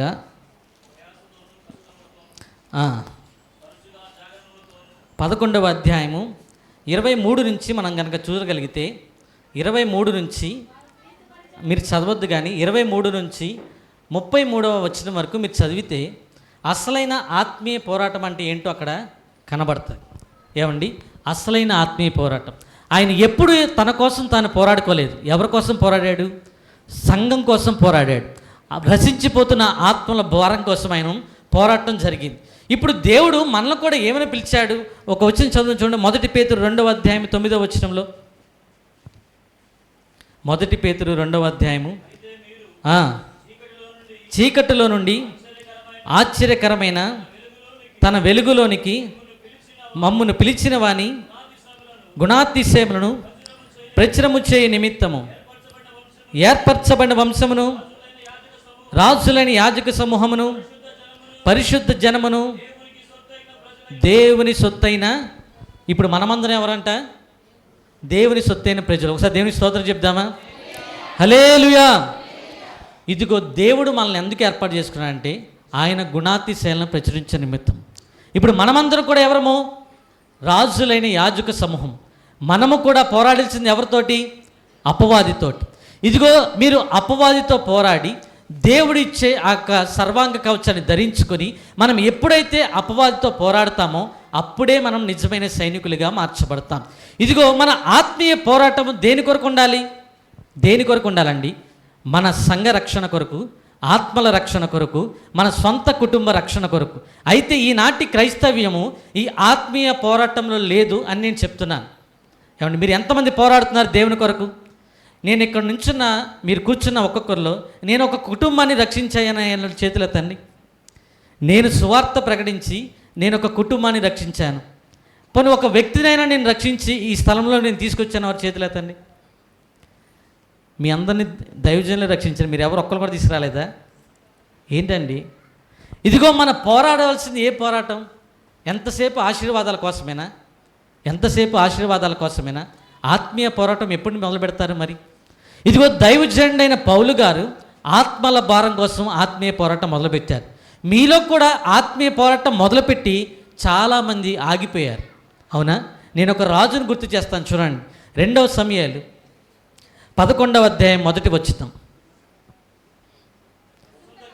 వసంతకాలమున రాజులు యుద్ధమునకు బయలుదేరే సమయాన అతని వారిని ఇశ్రాయేలునందుని పంపగా సంహరించి ముట్టడి వేసిరి. అయితే దావీదు యెరూషలేమందు నిలిచెను. దావీదు ఎలాంటి వాడు తెలుసా? దావీదు ఎలాంటి వాడు? దావీదు దేవుని హృదయానుసారుడు, దేవుని చిత్తం నెరిగినవాడు, ఇశ్రాయేలీయులకు దీపం వంటివాడు, ఎంతో జ్ఞానము కలిగిన దావీదంట ఒకరోజు ఏమైపోయాడు తెలుసా? ఇదిగో ఎన్నో యుద్ధాలు చేసి చేసి చేసి చేసి అలిసిపోయి వసంతకాలమున రాజులందరూ యుద్ధానికి వెళితే దావీదు గారు ఎక్కడున్నారంట? యెరూషలేమందు నిలిచిపోతే ఏమైపోయిందో తెలుసా? నిలిచిపోతే ఏమైపోయింది? నేను ఇక రిఫరెన్స్ చూపించిన సమయం చాలా ముందుకెళ్తాను, మీరు నా వైపు చూడండి. ఆత్మీయ జీవితంలో నిలిచిపోతే వసంతకాలము సిద్ధపాటు కాలం, వసంతకాలము రాజులు యుద్ధానికి వెళ్ళవలసిన కాలము, వసంతకాలము మనము పోరాడవలసిన కాలము, వసంతకాలము దేవుని కొరకు మనం నిలబడవలసిన కాలము. అయితే కాలములో దేవుని ఆత్మ కలిగిన దావీదు ఇదిగో రాజ్యంలో రాజులందరూ యుద్ధంకి వెళ్తే ఈయనంట నిలిచిపోయాడంట. నిలిచిపోతే ఏమైపోయింది? చూడరాని వైపు కన్నులు వెళ్ళిపోయినాయి. చెయ్యకూడని పాపం తన జీవితంలో జరిగిపోయింది. రాకూడని శాపం తన తరముల మీదకి వచ్చేసింది. ఈరోజు చాలామంది ఆత్మీయ పోరాటంలో ఒక దగ్గర నిలిచిపోయినట్లుగా మనం గమనిస్తూ ఉన్నాం. ఇదిగో దేవునితో అన్యోన్య సహవాసం చేసిన అనుభవం కలిగిన వారు చాలామంది ఇక్కడ ఉన్నారు. ఇదిగో దేవునితో గంటలు గంటలు ప్రార్థన చేసిన అనుభవం కలిగిన వారు ఇక్కడ చాలామంది ఉన్నారు. ఇదిగో పరిశుద్ధాత్మ చేత నింపబడి భాషల వరము కలిగి ప్రవచించే వరము కలిగిన చాలామంది భక్తులు ఇక్కడ కూర్చున్న వారిలో చాలామంది ఉన్నారు. కానీ ఈరోజు వారి ఆత్మీయ జీవితం ఒక దగ్గర నిలిచిపోయింది. కారణం ఏంటంటే వారు ఆత్మీయ పోరాటం మానేసి ఆకలి పోరాటం కొరకో, ఆరోగ్య పోరాటం కొరకో, ఆర్థికం కోసమో పోరాటం మొదలుపెట్టారు. దేవుని కొరకైన పోరాటాన్ని మానేశారు. నీవు గనక ఆత్మీయ పోరాటంలో నిలిచిపోతే నీ యొక్క జీవితం మీదకి ఏమొస్తుంది? శాపం వస్తుంది. ఏమండి, దావీదు తన పాపాన్ని తొలగించుకున్నాడేమో, కానీ తన జీవితంలోకి వచ్చిన శాపం మాత్రం తరతరాలు ఏలుబడి చేసింది. ఇక్కడ ఇంకొక మంచి విషయం ఏంటి అంటే, ఇదిగో ఉరియా గమనిస్తాడు. ఏమండి, తన దాసుడైన ఉరియా గురించి ఒక మాట ఉంటుంది. అక్కడ ఒక మాట చదువుతాం చూడండి, 11వ అధ్యాయం 11వ వచనంలో. ఉరియా ఇశ్రాయేలు వారును యూదా వారును నా అధిపతి యోవాబును నా ఏలిన వాడగు నీ సేవకులను బయట దండులో నుండగా చేయుటకును నా భార్య యొద్ద పరుండటకును నీ ఇంటికి పోవుదునా, నీ తోడు నీ ప్రాణము తోడు నేను ఇలాగు చేయువాడను కానని దావీదును. ఏమని ఎవరన్నారు ఈ మాట? యుద్ధం చేయవలసిన రాజేమో యుద్ధం మొదలుపెట్టేశాడు, పాపం చేయడానికి సిద్ధపడ్డాడు. కానీ ఒక మామూలు వ్యక్తి అసలు యుద్ధానికి వెళ్ళవలసిన పని లేదు ఆయనకి. అవునా? ఒక నార్మల్ సైనికుడు మాట్లాడుతున్న మాట ఏంటి తెలుసా? ఇదిగో నా మందసము ఎక్కడుంది? యుద్ధ రంగంలో ఉంది. నా తోటి వారందరూ ఎక్కడున్నారు? యుద్ధంలో ఉన్నారు. నా అధిపతి యోవాబు యుద్ధంలో ఉన్నాడు. నా తోటి ప్రజలందరూ యుద్ధంలో పోరాడుతుండగా నేను ఇక్కడ కూర్చుని తిన్నాక నా భార్యతో సుఖాన్ని నేను అనుభవించడానికి నేను ఇక్కడ ఉండలేను. నేను కూడా నా జీవంతోడు నీ తోడు నేను ఎక్కడ ఉంటాను? వెళ్తే యుద్ధంలో ఉంటా, చచ్చిపోతే అక్కడే చచ్చిపోతా, కానీ నేను మాత్రం ఇక్కడ ఉండను, నా ఇంటికి వెళ్ళను. ఎంతమంది ఈరోజు ఈ మాట చెప్పగలుగుతాం మనం? ప్రజలందరూ నశించిపోతున్న మార్గంలో ఉన్నారు. ఈరోజు అనేక ఆత్మలు నశించిపోతున్న మార్గాలు వెళ్ళిపోతున్నాయి. బయట ఉన్న ప్రజలను విడిచిపెట్టండి. నీ కుటుంబ పరిస్థితి ఆలోచించుకో. నీ భర్త రక్షించబడ్డాడా? నీ బిడ్డలు రక్షించబడ్డారా? వారందరూ దేవుని వైపు తిరగబడ్డారా? ఏమంటే తిప్పబడ్డారా? ఇదిగో నీ రక్త సంబంధులు కూడా దేవుని వైపు తిప్పబడ్డారా? ఇంతమంది నశించిపోతుంటే నువ్వు ఇంకను ఆకలి కోసమో ఏమండి దేవుని విడిచిపెట్టి ధనం కోసమో నువ్వు పరిగెడుతున్నావేమో. దేవుని వైపు తిరగకుండా ధనం వైపు పరిగెడుతున్నావేమో. ఉరియా అనలేదండి, దావీదు ఇక్కడ నిలిచిపోయాడేమో, కానీ ఉరియా మనసంతా ఎక్కడుంది? నేను ఒక మాట చెప్తాను. ప్రతి క్రైస్తవుడు సైనికుడై ఉండాలి. ప్రతి క్రైస్తవుడు ఎలాంటి వాడే ఉండాలి? సైనికుడే ఉండాలి. ఆ సైనికుడు మామూలు సైనికుడు అయితే సరిపోదు, అతడు బలవంతుడై ఉండాలి. దేవునికి స్తోత్రం కలుగును గాక. ఆ బలవంతుడైతే సరిపోదు, ఆయన పరిశుద్ధుడై ఉండాలి. దేవునికి మహిమ కలుగును గాక. ఓ క్రైస్తవుడా, సైనికుడా, బలవంతుడా, పరిశుద్ధుడా, కదలిరావోయ్ నీవు కదలిరా, కదలిరావోయ్ నీవు కదలిరా, కదలిరా, కదలిరావోయ్ నీవు కదలిరా, కదలిరావోయ్ నీవు కదలిరా, కదలిరా, కదలిరావోయ్ నీవు కదలిరా, కదలిరావోయ్ నీవు కదలిరా. దేవునికి స్తోత్రం కలుగును గాక. మీరు పాట ఎత్తుకోమన్నానుగా. ఏమండి, నేను మీకు ఇదే రివర్స్లో చెప్తాను. నిజమైన క్రైస్తవుడిగా నువ్వు మార్చబడాలంటే మనం ఏమనుకున్నాం? క్రైస్తవుడు సైనికుడు అవ్వాలి, సైనికుడు బలవంతుడై ఉండాలి, ఆ బలవంతుడు పరిశుద్ధుడై ఉండాలి. ఈ మాట మీరు రివర్స్లో చూసుకోండి.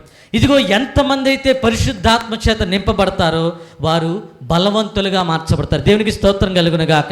ఇదిగో పరిశుద్ధాత్మ మీ మీదకి వచ్చినప్పుడు మీరు శక్తి చేత నింపబడతారు. ఎంతమంది అయితే పరిశుద్ధాత్మ చేత నింపబడతారు వారు బలవంతులుగా మార్చబడతారు. ఆ బలవంతుడే నిజమైన సైనికుడిగా అపవాది మీద పోరాడతాడు. ఆ సైనికుడే నిజమైన క్రైస్తవుడిగా మార్చబడతాడు. ఏమండి, యుద్ధ పోరాటం, ఈ ఆత్మీయ పోరాటము మీరు అనుకుంటున్న పోరాటం కాదు. ఇదిగో ఎన్నో పోరాటాలు వస్తాయి. అది ఎన్నో దేవుడి యొక్క శక్తివంతుడైన సైనికుడిగా నువ్వు నిలబడాలనంటే, దేవుని కొరకు ఒక నిజమైన సైనికుడిగా నేను నిలబడాలంటే అత్యంత ప్రాముఖ్యమైన ఆయుధం ఏదనే ఉందంటే అది దేవుని యొక్క పరిశుద్ధాత్మ మాత్రమే. దేవునికి స్తోత్రం కలుగును గాక. మీకు తెలియని ఒక విషయం ఏంటంటే 40 సంవత్సరాల ప్రయాణంలో ఇశ్రాయేలీయులు యుద్ధ సన్నద్ధులై బయలుదేరారు. కానీ వారితో కూడా ఒక వ్యక్తిని వారు మర్చిపోయారు. 40 సంవత్సరాలు వారి యొక్క బట్టలు పాతగలలేదంట, వాళ్ళ కాళ్ళు వాయలేదంట, వాళ్ళ చెప్పులు అరిగిపోలేదంట. కారణం ఎవరో తెలుసా? పరిశుద్ధాత్ముడు. ఆయన దేవుని యొక్క మన్నా రూపంలో, ఏమండి, వారు తినే ఆహారం రూపంలో ప్రతిరోజు వారి దగ్గరికి వస్తున్నారు. దేవునికి స్తోత్రం కలుగును గాక. ఇదిగో మీరు ఎన్నో సంవత్సరాల నుంచి దేవుని యొక్క ఆత్మ సంబంధమైన వాక్యాలు వింటానే ఉన్నారు. మరి మీరు దేని వెనకాల పరిగెడుతున్నారు? సమయం అయిపోతూ ఉంది, సమయం చాలా దగ్గరగా పడతా ఉంది. రేపో మాపో మనం ప్రభుని ఎదుర్కొని పోతున్నాం. అయితే మనం పోరాడుతున్నామా, లేకపోతే ఇహలోక సంబంధమైన జీవనోపారం మీదే మన దృష్టి అంతా ఉందా? మీరు జ్ఞాపకం చేసుకోవాలి. ఈ మధ్యాహ్న కాల సమయంలో నేను 3 విషయాలు చెప్పాక నేను ముగిస్తాను. ముగ్గురిని గుర్తు చేస్తాను, 3 విషయాలు చెప్తాను. మీరు చాలా జాగ్రత్తగా వినండి. ఇదిగో ఎలీషా భక్తుడు ఒక ఆయన ఉన్నాడు, అవునా? ఆయన ఎవరి దగ్గర శిష్యరకం చేశాడు? ఏలియా దగ్గర శిష్యరకం చేశాడు. ఇప్పుడు ఎలీషా పోరాటం ఏంటో తెలుసా? ఇదిగో నా గురువు గారు రోషము కలిగిన ఆత్మ కలిగిన వ్యక్తి. ఇప్పుడు ఎలీషా గారు ఏం కోరుకున్నారో తెలుసా? నా దైవజనుడిని ఏలియా దగ్గర నుంచి నాకు ఎంత అభిషేకం కావాలనుకున్నాడు? 2 పాళ్ళ అభిషేకం కావాలని ఎలీషా గారు కోరుకున్నారు.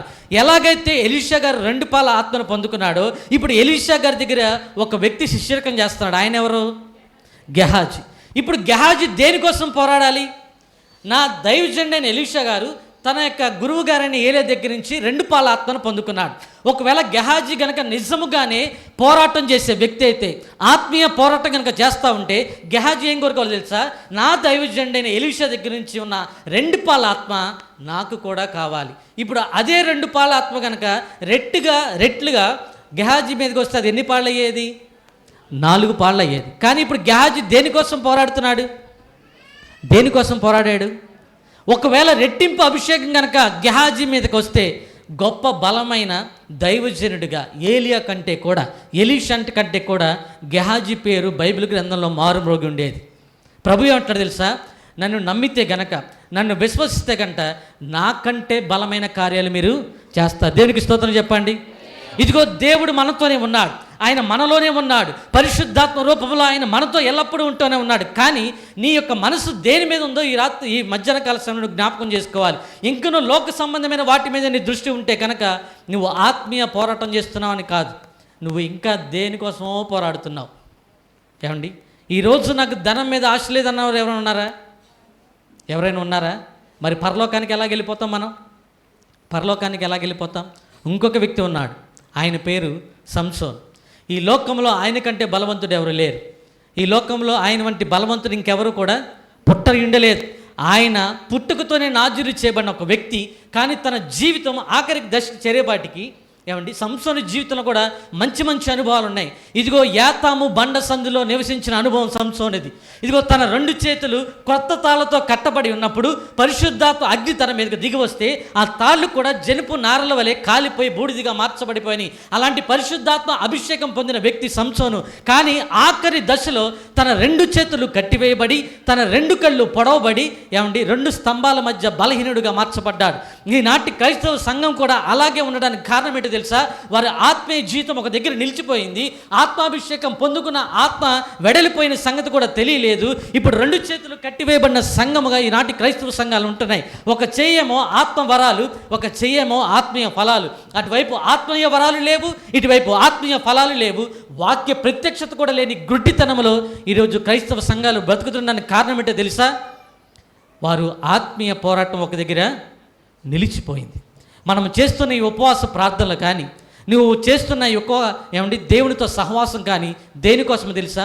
మనము ఆత్మ ప్రత్యక్షతను పొందుకొని, వాక్య ప్రత్యక్షతను పొందుకొని, ఇదిగో అపవాది యొక్క సైన్యాన్ని ఎదిరించి మన చేతనైతే కనీసం ఒక్కరినైనా అగ్నిలోంచి మనము బయటికి లాగాలి. అది మనం చేయాల్సిన ఆత్మీయ పోరాటం. కానీ ఈరోజు ఆ ఆత్మీయ పోరాటం చేసే వ్యక్తులుగా ఎంతమంది ఉన్నారు? నేను ఇశ్రాయేలు ప్రయాణ క్రమాన్ని ఎందుకు చెప్పానంటే, ప్రతి క్రైస్తవుడి జీవితం కూడా ఇశ్రాయేలు ప్రయాణం వంటిదే. వారి జీవితంలో ఎన్ని అనుభవాలు ఎదురైనాయో ఏమండి, సాక్షాత్తు దేవుడే వారితో కూడా నడిచాడు. ఎన్ని సంవత్సరాలు? 40 సంవత్సరాలు. ఏమండి, ఈరోజు దేవుడు మనతో ఉన్నాడా లేదా? నీ జీవితం ఎన్ని సంవత్సరాలైనా సరే, నువ్వు దేవునిలో రక్షణలోకి వచ్చిన తర్వాత నీ జీవితాన్ని జ్ఞాపకం చేసుకో. దేవుడు నీతోనే ఉన్నాడు, నీ ప్రక్కనే ఉంటూ ఉన్నాడు. కానీ ఈరోజు చాలామంది దేవుణ్ణి మర్చిపోయి లోకాన్ని ప్రేమించే వ్యక్తులుగా ఉన్నారు. ఇప్పుడు సంసోను ఏం చేయబడ్డాడు? ఆఖరికి ఏం చేయబడ్డాడు? బ్రతిమలాడుకున్నాడు. ఏం చేయబడ్డాడు? బ్రతిమలాడుకున్నాడు. అయ్యా ఒక్కసారి నన్ను జ్ఞాపకం చేసుకో, ఈ ఒక్కసారికి నన్ను జ్ఞాపకం చేసుకున్నాడు. సంసోను ఎప్పుడైతే దేవుడు జ్ఞాపకం చేసుకున్నాడో తన జీవితంలో అప్పటి వరకు చంపిన వారి కంటే ఆ రోజు చంపిన వారి లెక్క ఎక్కువ మంది. దేవునికి స్తోత్రం కలుగును గాక. ఇక మీదట నువ్వు జీవించే జీవితం నీవు గనక దేవుని కొరకు బ్రతకాలని నువ్వు తీర్మానం చేసుకుంటే, ఇప్పుడు దాకా నువ్వు ఎలాగో బ్రతికావో దేవునికి అనవసరం, ఇప్పుడు దాకా నువ్వు ఎలాగో జీవించావో దేవునికి అనవసరం. ఇక మీదట కనుక నీ జీవితాన్ని దేవుని చేతిలో పెడితే గనక, నేను కొత్తగా వచ్చిన వారితో చెప్తున్నాను, ఇంతకుముందు నువ్వు గనక నిజముగా ఆత్మీయంగా పోరాడితే మరలా నువ్వు వెలిగింపబడు. ఏమండి, పరిశుద్ధ గ్రంథం హెబ్రీయులు రాసిన పత్రికలో ఒక మాట ఉంటుంది, ఒకసారి వెలిగింపబడి దేవుని దివ్యవాక్యమును రాబో యుగ సంబంధమైన శక్తుల ప్రభావం రుచి చూసిన తర్వాత ఒకరు గనక పడిపోతే అటువాడు మరలా నూతన పరచబడుట అసాధ్యం అనే మాట ఉంది. ఇంకొక మాట కూడా ఉండేది, ఏంటో తెలుసా? ఇదిగో తీర్పు దేవుని అంటే ఆరంభమే దినము రాబోతా ఉంది. ఒకవేళ అది నీ యొద్దనే ఆరంభమైతే నీ పరిస్థితి ఏంటి? నీతిమంతుడే రక్షింపబడ్డ దుర్లభమైతే భక్తిహీనుల పరిస్థితి ఏమవుద్ది? యెహోషువ 5వ అధ్యాయంలో ఒక మాట ఏముంటుందంటే, వారు యెహోవా మాట విననందున ఇదిగో వారి ప్రాణములు అరణ్యంలో రాలిపోయేంత వరకు కూడా వారు కనానులు అడుగు పెట్టలేదంట. ఎంతమంది అయితే యుద్ధ సన్నద్ధులై లక్షల మంది బయలుదేరారో ఐగుప్తులోంచి, కనానికి ఎవరు కూడా చేరుకోలేదు. ఎందుకని? కేవలం యెహోవా మాట విననందున. ఒకటే ఒక మాట, విననందున, అంతే. ఇంకా వారికి చేసింది ఏం లేదు. వారి ప్రయాణ క్రమాన్ని మీరు ఇంటికి వెళ్ళినాక నెమరు వేసుకోండి. నేను ఈ ప్రయాణ క్రమంలో ఎక్కడ తప్పిపోయాను? ఆఖరిగా ఇంకొక మాట చెప్పి నేను ముగిస్తాను. భక్తుడైన సొలొమోను గారు, అవునా, ఆయనంతట జ్ఞానవంతులు ఎవరు కూడా లేరు. దేవుడు సొలొమోనుకి ఇచ్చిన జ్ఞానము ఈ భూమి మీద ఎవరికి కూడా లేదు.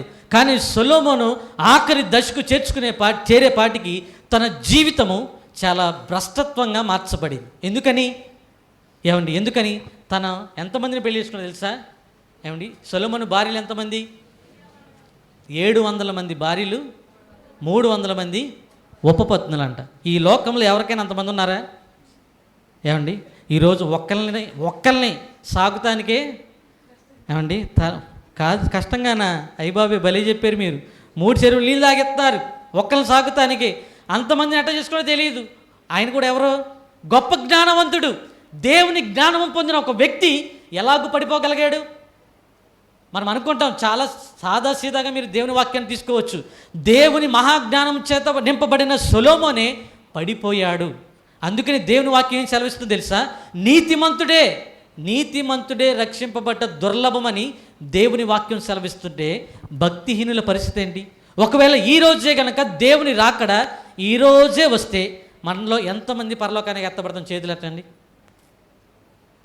ఇంకొక క్షణంలో దేవుడు రాబోతా ఉంటే నీవు గనక సిద్ధంగా ఉన్నావా? ఏమండి, దావీదు లాంటి భక్తులే, దావీదు లాంటి నేను దావీదు తక్కువ చేసి మాట్లాడలేదు. దావీదు చాలా గొప్పవాడు, దేవుని హృదయానుసారుడు. బైబిల్ గ్రంథంలో దేవుని చేత సాక్ష్యం పొందిన వారు 3 ఉన్నారు, యేసుక్రీస్తు ప్రభువారు కాకుండా. ఒక ఆయనేమో అబ్రహాము గారు, ఆయన నా స్నేహితుడని పిలువబడ్డాడు. రెండో వారు మోషే గారు, ఆయన మిక్కిలి సాత్వికుడని దేవుని చేత సాక్ష్యం పొందాడు. మూడో ఆయన దావీదు గారు, ఆయన నా హృదయానుసారుడని. అవునా? వారందరికంటే ఎక్కువ సాక్ష్యం పొందిన వారు యేసుక్రీస్తు ప్రభువారు. ఆయన దేవుడు కాబట్టి ఆయన పక్కన పెడదాం.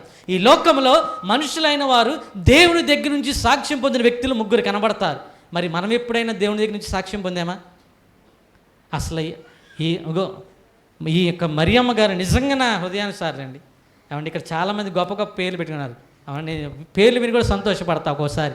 సిప్పోరా అని, దెబోరా అని, ఏమండి మంచి మంచి ప్రవక్తల పేర్లు పెట్టుకుంటారు చాలామంది. కానీ వారి ప్రవర్తన విషయంలో ప్రవర్తన ఎక్కడ కూడా కనబడదు. అవునా? వారి ప్రవక్తలకు సరిపడా ప్రవర్తన కనబడదు. అవునా? నిజంగా మీరు యేసయ్యను కనుక ఎరిగి ఉంటే మీ జీవితాలు ఖచ్చితంగా మార్చుకుంటారు. ఖచ్చితంగా మార్చుకుంటారు. నేను ఒక్క మాట చెప్పి ఇంకా చాలా టైం అయిపోతుంది, నేను ముగిస్తా. ఒకే ఒక్క మాట చెప్పి ముగిస్తా ఆఖరిగా. బైబిల్ గ్రంథంలో ఒక వ్యక్తి ఉన్నాడు, పొట్టి జక్కయ్య. తెలుసుగా మీకు? పొట్టి జక్కయ్య తెలుసా? సండే స్కూల్ పిల్లలకు కూడా తెలుసు. ఆ పొట్టి జక్కయ్య ఒకరోజు ఏమెక్కాడు? ఏ చెట్టు ఎక్కాడు? దేవునికి స్తోత్రం. మేడి చెట్టు. దేనికి ఎక్కాడు? యేసుని చూడటానికి కాదు, యేసు ఎవరో తెలుసుకోవాలని జక్కయ్య గారు మేడి చెట్టు ఎక్కాడంట. ఏమని? యేసు ఎవరో తెలుసుకోవాలని. మీలో యేసయ్య ఎంతమందికి తెలుసు? ఇదేంటండి ఇట్ట క్వశ్చన్ అడిగారు అనుకుంటున్నారా? మీలో ఎంతమందికి యేసయ్య తెలుసు? తెలీదా మీకు ఎవరికి? మరి యేసయ్య ఎవరు చెప్పండి? యేసయ్య ఎవరు చెప్పండి అండి. ఎవరు చెప్పట్లా? చెప్పాలి, చెప్పండి. మీ అయ్యగారు ఏం అనర్లేండి, మిమ్మల్ని తిట్టర్లే. చెప్పండి, యేసయ్య ఎవరు? అదేంటండి ఇంత సైలెంట్ అయిపోయారు? యేసయ్య ఎవరు? యేసయ్య ఎవరు తల్లి? చెప్పరేంటి? యేసు ఎవరో మాకు తెలియదు అంటారేంటి కొంపతీసి? ఆ మాట అన్నారనుకోండి, ఆయన కూడా ఒకరోజు ఆ మాట్లాడాడంట. ఏమని? మీరెవరో నాకు తెలియదు తల్లో అంటాడు. ఇప్పుడు అనవసరంగా మీరు ఆ మాట యేసు ఎవరు చెప్పండి? దేవుని కుమారుడు యేసు. ఆనాటి దేవుడు యేసుక్రీస్తు ప్రభువు స్వార్థ ప్రకటిస్తున్నప్పుడు చాలామంది యేసుని గురించి ఏం చెప్పారు తెలుసా? యేసయ్య దగ్గరికి వెళ్తే, చెప్పండి, యేసయ్య దగ్గరికి వెళ్తే ఏమొస్తాయి? స్వస్థత వచ్చింది. యేసయ్య దగ్గరికి వెళ్తే ఏమొచ్చింది? ఆరోగ్యం వచ్చింది. యేసయ్య దగ్గరికి వెళ్తే ఏమొస్తుంది అండి?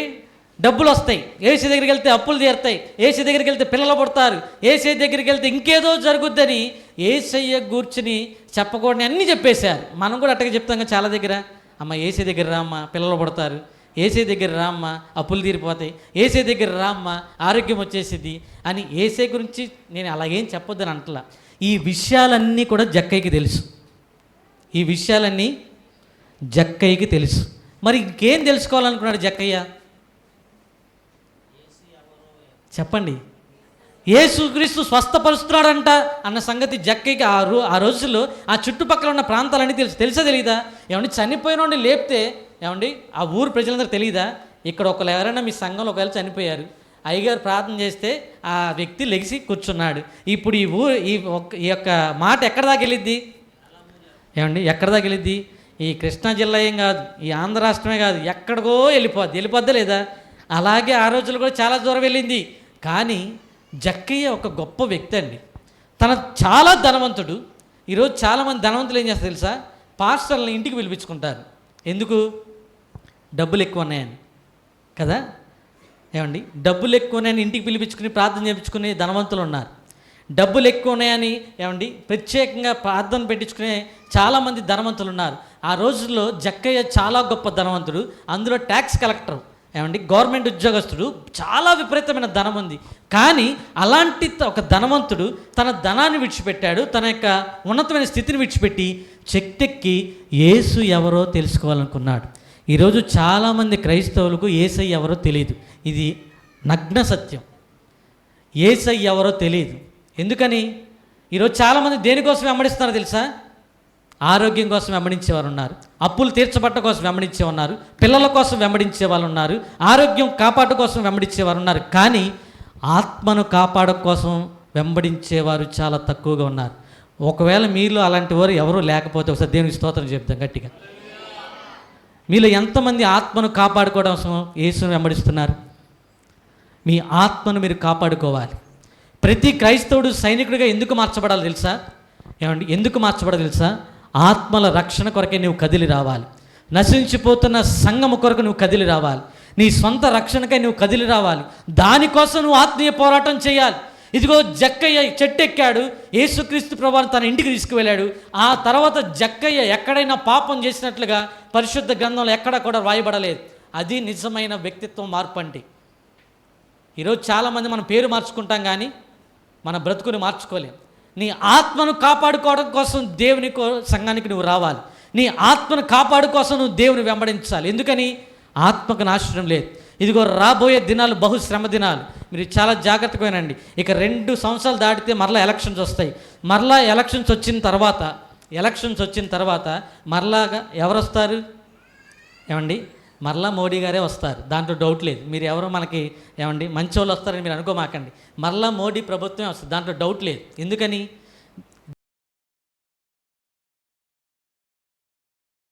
నెరవేర్చబడే క్రియలు ఆల్రెడీ చాలా మటుకు జరిగిపోతున్నాయి. ఇక శ్రమల కాలం మొదలవబోతూ ఉంది. ఈ శ్రమల కాలానికి సంఘము ఏమండి మొట్టమొదటిగా అప్పచెప్పబడుతుంది. మహాశ్రమల కాలం వేరే, శ్రమల కాలం వేరే. శ్రమల కాలం జరిగిన తర్వాతే సంఘం ఎత్తబడుద్ది. ఆ తర్వాత మహాశ్రమలు వస్తాయి. ఈ శ్రమల కాలానికి సంఘం అప్పచెప్పబడే రోజులు చాలా దగ్గరగా ఉన్నాయి. ఏమండి, సువార్త ప్రకటింపబడే రోజులు ముగిపోతూ ఉన్నాయి. నేను ఒక మాట చెప్తా, మంచి మాట. మీ పెళ్లి రోజులకు కానీ, మీ పుట్టినరోజులకు కానీ, మీ ఫంక్షన్లు ఏది జరిగినా మీరు బట్టలు కొనుక్కోవడం ఆపేయండి, పరిశుద్ధ గ్రంథాలు కొనుక్కోవడం మొదలుపెట్టండి. ఏమండి, మీ పిల్లలకి గిఫ్ట్లు కొనేయడం మానేసి పరిశుద్ధ గ్రంథాలు కొనేయడం మొదలుపెట్టండి. రేపటి రోజున ఇవి దొరకడం చాలా కష్టం అవుద్ది. ఒకవేళ ఇవన్నీ కాల్చబడిపోతే 2 మాటలన్నా వారి హృదయాల్లో ఉంచడానికి మీరు ప్రేరేపించండి. ఏమండి, దేవుని సన్నిధిలో మీ బిడ్డలను పెంచండి. రాబోయే దినాలు బహుశ్రమల కాలం. 10 సంవత్సరాలు పైబడిన పిల్లలు మీలో ఎవరైనా ఉంటే వారు ఖచ్చితంగా దేవునికి లెక్క అప్పచెప్పాలి. 10 సంవత్సరాలు పైబడిన ప్రతి పిల్లలు కూడా.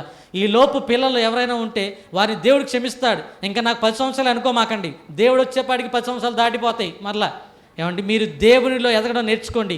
మీ ఆత్మను కాపాడుకోవడానికే మీరు దేవుని సన్నిధికి రండి. ఏదో పాటలు పాడటానికి రావద్దు, ప్రార్థన చేయడానికి రావద్దు, వాక్యం విని వెళ్ళిపోవడానికి రావద్దు. నీ ఆత్మీయ పోరాటం మరలా మొదలు పెట్టడానికి రండి. మీ ఆత్మను కాపాడుకోవడానికి దేవుని సన్నిధికి రండి. ఉపవాస ప్రార్థనలు చాలామంది అలవాటుగా చేస్తారు, ఆచారంగా చేస్తారు. ఇక మీదట అవన్నీ వదిలిపెట్టేయాలి. పౌరులుగా ఏమండి, అపోస్తులైన పేతురు గారు చెప్పిన మొట్టమొదటి ప్రసంగం మీరు చాలా బాధ్యతగా గుర్తుపెట్టుకోవాలి. మీరు మొదట మారు మనసు పొంది పాప క్షమాపణ నిమిత్తమే బాప్తిసం తీసుకొని మీరు పరిశుద్ధాత్మ అభిషేకం పొంది మూర్ఖులైన ఈ తరమ వారికి మీరు వేరే బ్రతకాల్సిందే. ఏమంటే, పెళ్ళిళ్ళలో పసుపు పూసుకుంటాను, పెళ్ళిళ్ళలో పూలు పెట్టుకుంటాను, ఫంక్షన్లో వచ్చినప్పుడే పూలు పెట్టుకుంటా, మిగతా టైంలో నేను పెట్టుకోనండి. ఇలాంటి కథలు ఇక్కడ దేవుడి దగ్గర నడవు. ఇంకా మిగతా రోజులన్నీ శ్రమల కాలమే. అన్నం దొరకడం చాలా కష్టమైన పరిస్థితులు. అన్నం దొరకడం కూడా చాలా కష్టమైన పరిస్థితులు. మనం అనుకోవచ్చు, నా బీరువా నిండా చాలా డబ్బులు ఉన్నాయండి, నేను కొనుక్కుంటానండి, బియ్యం కొనుక్కుంటాను. అయ్యేం కుదరవు. ఇదిగో 2029లో డిజిటల్ ఐడి రాబోతా ఉంది. డిజిటల్ ఐడి ఇప్పుడు మనకున్న ఆధార్ కార్డు డిజిటలైజ్ చేయబోతా ఉన్నారు. ఏమండి, ఇప్పుడున్న ఆధార్ కార్డు ఇప్పుడు ఎక్కడికి వెళ్ళి ఏం కావాలి? ఆధార్ కార్డు కావాలి. ఆధార్ కార్డు లేకపోతే రేషన్ లేదు, ఆధార్ కార్డు లేకపోతే ఏమండి పెన్షన్ లేదు, ఆధార్ కార్డు లేకపోతే ఇళ్ల స్థలాలు లేవు, ఏది కూడా లేదు.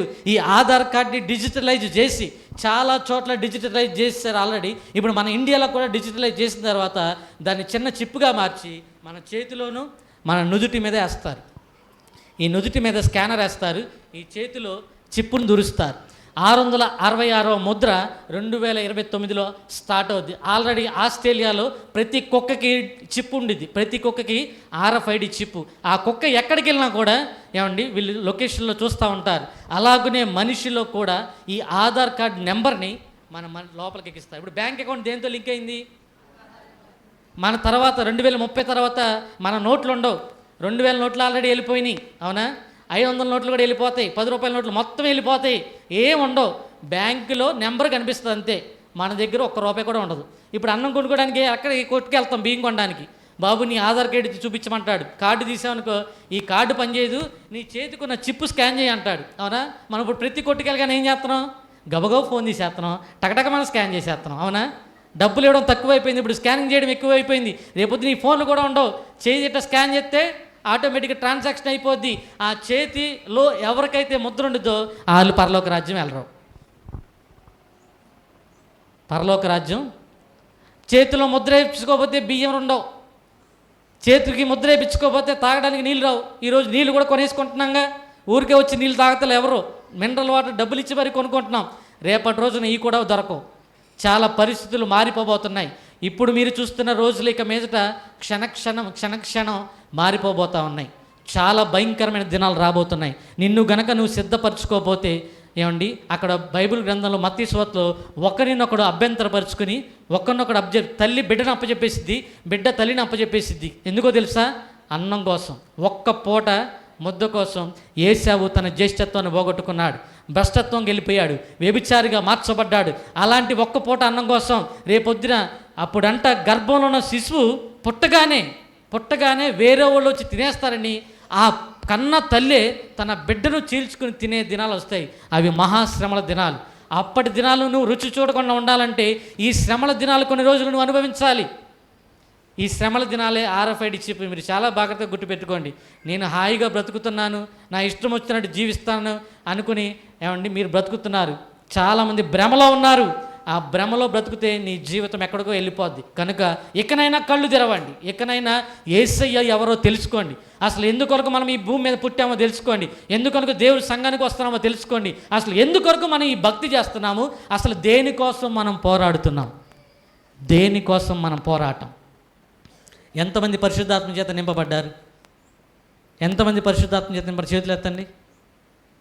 పరిశుద్ధాత్మ ఎంతమంది అయితే కలిగి ఉంటారో వారు మాత్రమే శ్రమల కాలంలో తప్పించబడతారు. దేవునికి స్తోత్రం కలుగునుగా. ఆనాడు ఏలియాని కాకుల చేత పోషించినట్లుగా దేవుడు మనలో సంఘములో ఎవరైతే పరిశుద్ధాత్మ చేత నింపబడి ఉంటారో వారికి ఏమండి బుడ్డిలో నూనె తక్కువ కాదు, ఏమండి గంపలో పిండి తక్కువ కాదు. RFID చిప్ వేయించుకోరు పరిశుద్ధాత్మ చేత నింపబడిన వారు. ఏమండి RFID చిప్ వారిలో ఉండదు. ఎవరైతే ఆత్మ చేత నింపబడిన ప్రజలు ఉంటారో వారికి ఏమీ కూడా తక్కువ కాదు. పరిశుద్ధాత్మ కనుక మీలో లేకపోతే ఏమండి లోపల నువ్వు తలుపులేసి కూర్చున్నావు అనుకోండి, నీ కొడుకు బయటికి వెళ్తాడు. దేనికోసం తెలుసా? 2 రోజులు ఆలన మానేస్తాం, 3వ రోజు ఆకలేసిద్ది. ఆ 3వ రోజు బయటికి వెళ్ళి అయ్యా మా అమ్మ నాన్న లోపల ఉన్నారు, వాళ్ళు చిప్ వేయించుకోలేదు, వాళ్ళు ఎక్కడ ఉన్నారు తీసుకెళ్ళిపోండి అంటే వాళ్ళు తీసుకెళ్ళిపోతారు. వీళ్ళకి 1 కేజీ బియ్యం ఇస్తారు అంతే. ఏమండి కట్ల బియ్యం ఎవరో 1 కేజీ బియ్యం ఇస్తారు. కేజీ బియ్యం ఎన్ని రోజులు వస్తాయి? ఆకలితో ఉన్నవాడికి 1 రోజు, మరలా రోజు ఇంకేమన్నా తీసుకురా అంటారు, వాడికి చిప్పు తగిలిస్తారు. ఇదంతా అబద్ధ క్రీస్తు పాలన జరగబోతున్నాయి. మీరు ఇంకనూ ఇహ సంబంధమైన మీద దృష్టి పెట్టి, అందుకే దేవుడు అంటాడు కదా, మీరు భూ సంబంధమైన వాటి మీద మీరు దృష్టి పెట్టవద్దు, పర సంబంధమైన వాటి మీద మీరు దృష్టి పెట్టండి. ఇశ్రాయేల్ ప్రయాణ క్రమంలో బయలుదేరిన వారిలో ఎవరు కూడా కనాను దేశానికి చేరలేదమ్మా, ఎవరు కూడా చేరలేదు. నేను అందుకనే ఆ ప్రయాణం మీకు తెలిసినా కూడా మీకు ఎందుకు చెప్పానంటే, వారు యుద్ధ సన్నద్ధులయ్యే బయలుదేరారు, కానీ ఎక్కడ ఆత్మీయ పోరాటం చేయలే. ఎక్కడ ఆత్మీయ పోరాటం? మరి మనం చేస్తున్నామా లేదా? చేస్తున్నారా? మీరు నిజంగా చేస్తున్నారా? చెయ్యాలి, ఆత్మీయ పోరాటం చేయాలి. ఒకవేళ ఎవరైనా నిలిచిపోతే మరలా దేవుని అడగండి. ఎవరైనా పరిశుద్ధాత్మను కోల్పోతే మరలా పశ్చాత్తాపడి తిరిగి ఆత్మచేత నింపబడటానికే దైవజనుల భారం అంతా కూడా ఈ ఉపవాస ప్రార్థనలు కానీ ప్రత్యేక కూడికలు కానీ దేని కొరకు ఏర్పాటు చేయబడతాయి అంటే మనము ఆత్మీయంగా ఉజ్జీవింప చేయబడాలని. కనుక మన ఆత్మీయ పోరాటంలో మనం ఎలాగో మార్చబడాలి? నిజమైన క్రైస్తవుడిగా మార్చబడాలంటే పరిశుద్ధాత్ముడు కావాలి.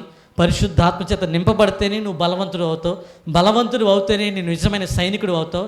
సైనికుడు జట్టి అయిన వాడి వల్లే పోరాడితేనే నియమం కలిగి అస్సలు సిసలైన క్రైస్తవ వ్యక్తిగా మార్చబడి పరమందు దేవుని రాజ్యంలో మనమందరూ ప్రవేశిస్తాం. అట్టి కృప దేవుడు మనందరికీ దయచేయనుగాక.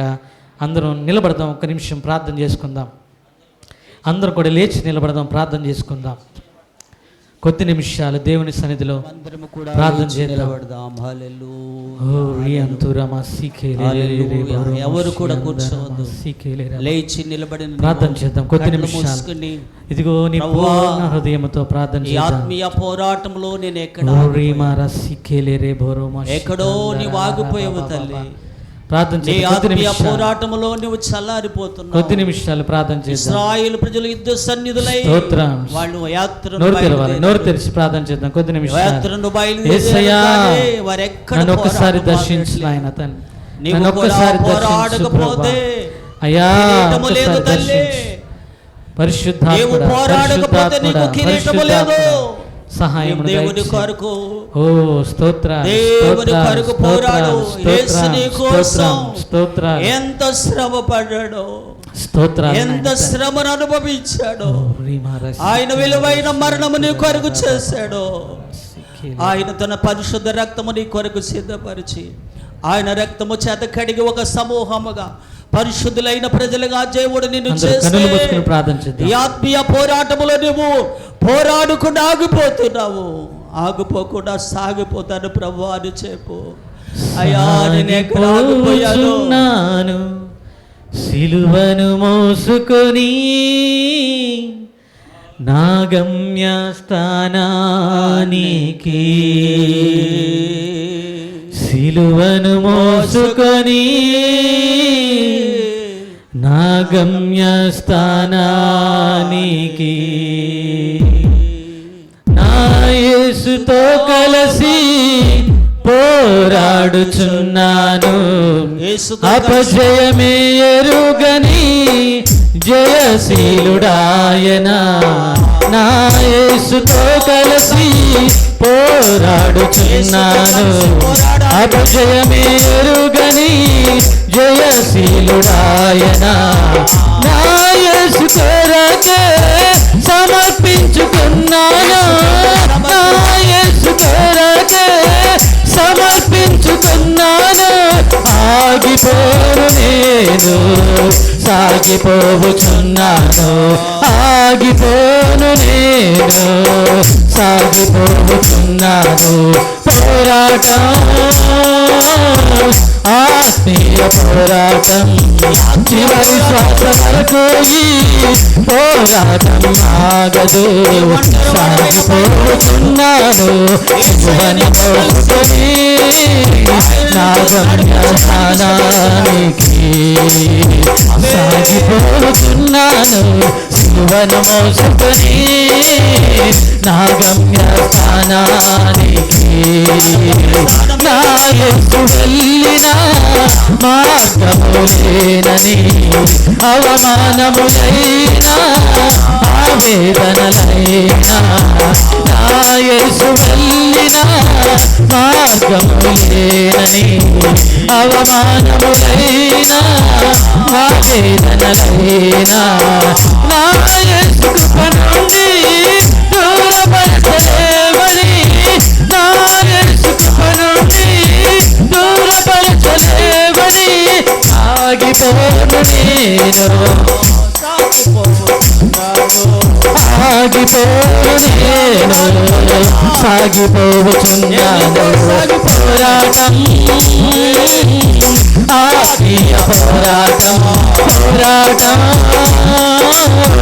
ఆత్మీయ పోరాటం చివరి శ్వాస వరకు ఈ పోరాటం ఆగదు. చివరి శ్వాస వరకు ఈ పోరాటం ఆగదు.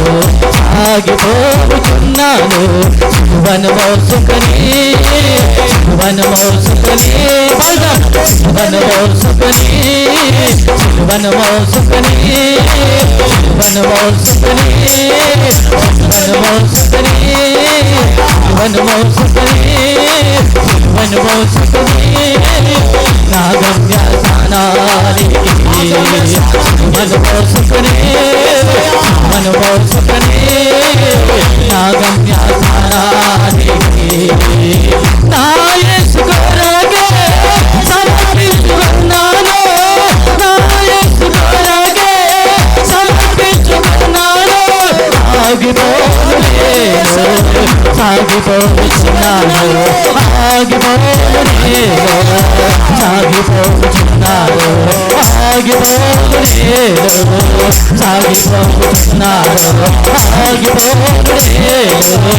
సాగిపోతున్నాను, సాగిపోతున్నాను,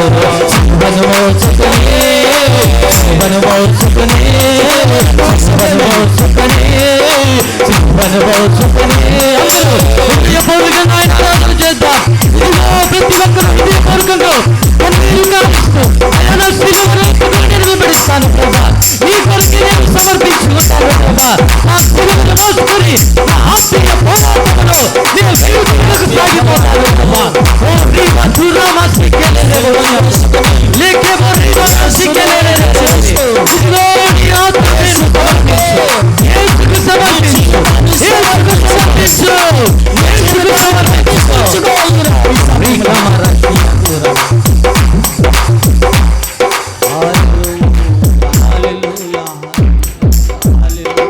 చివరి శ్వాస వరకు ఈ పోరాటం ఆగదు,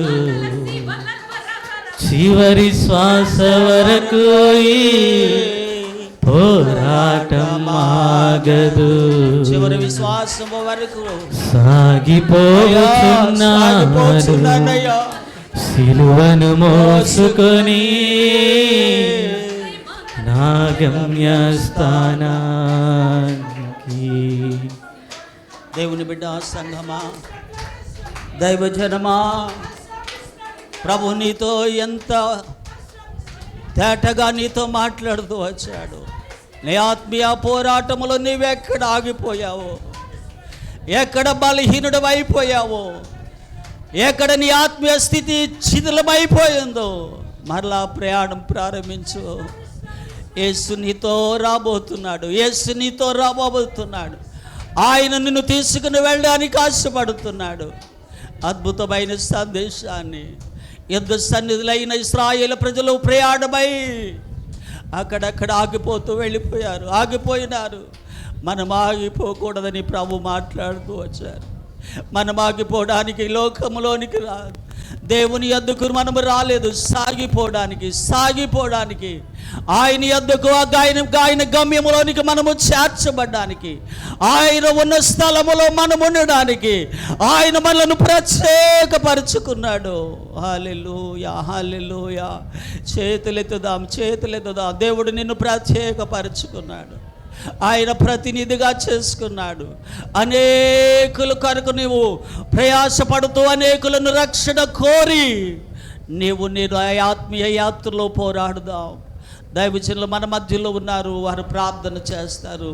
హల్లెలూయా, హల్లెలూయా, హల్లెలూయా. దైవజనులు ఆదామయ్య గారు ప్రార్థనలు నడిపిస్తారు.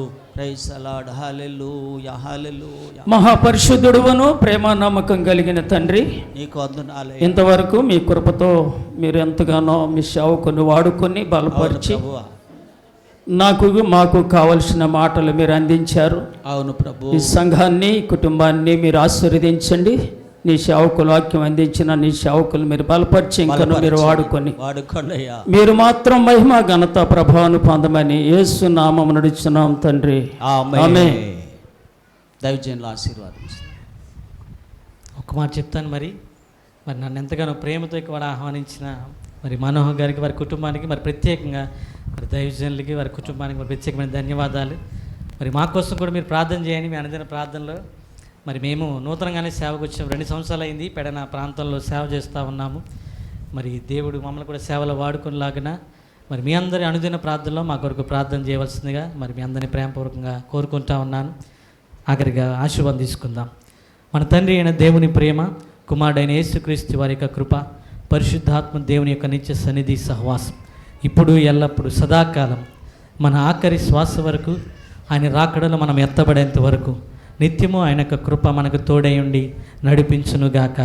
ఆమేన్. దేవుడు మనందరినీ తన ఆత్మతో నింపి తన పరిశుద్ధ రాకడకై మనందరినీ సిద్ధపరచునుగాక. ఆమేన్. మనమందరం కూడా ఆయన యొక్క మహిమ చేత నింపబడి మహిమలో ప్రవేశించుదుముగాక. ఆమేన్. దేవుడు మీ అందరిని దీవించునుగాక. అందరికీ వందనాలండి.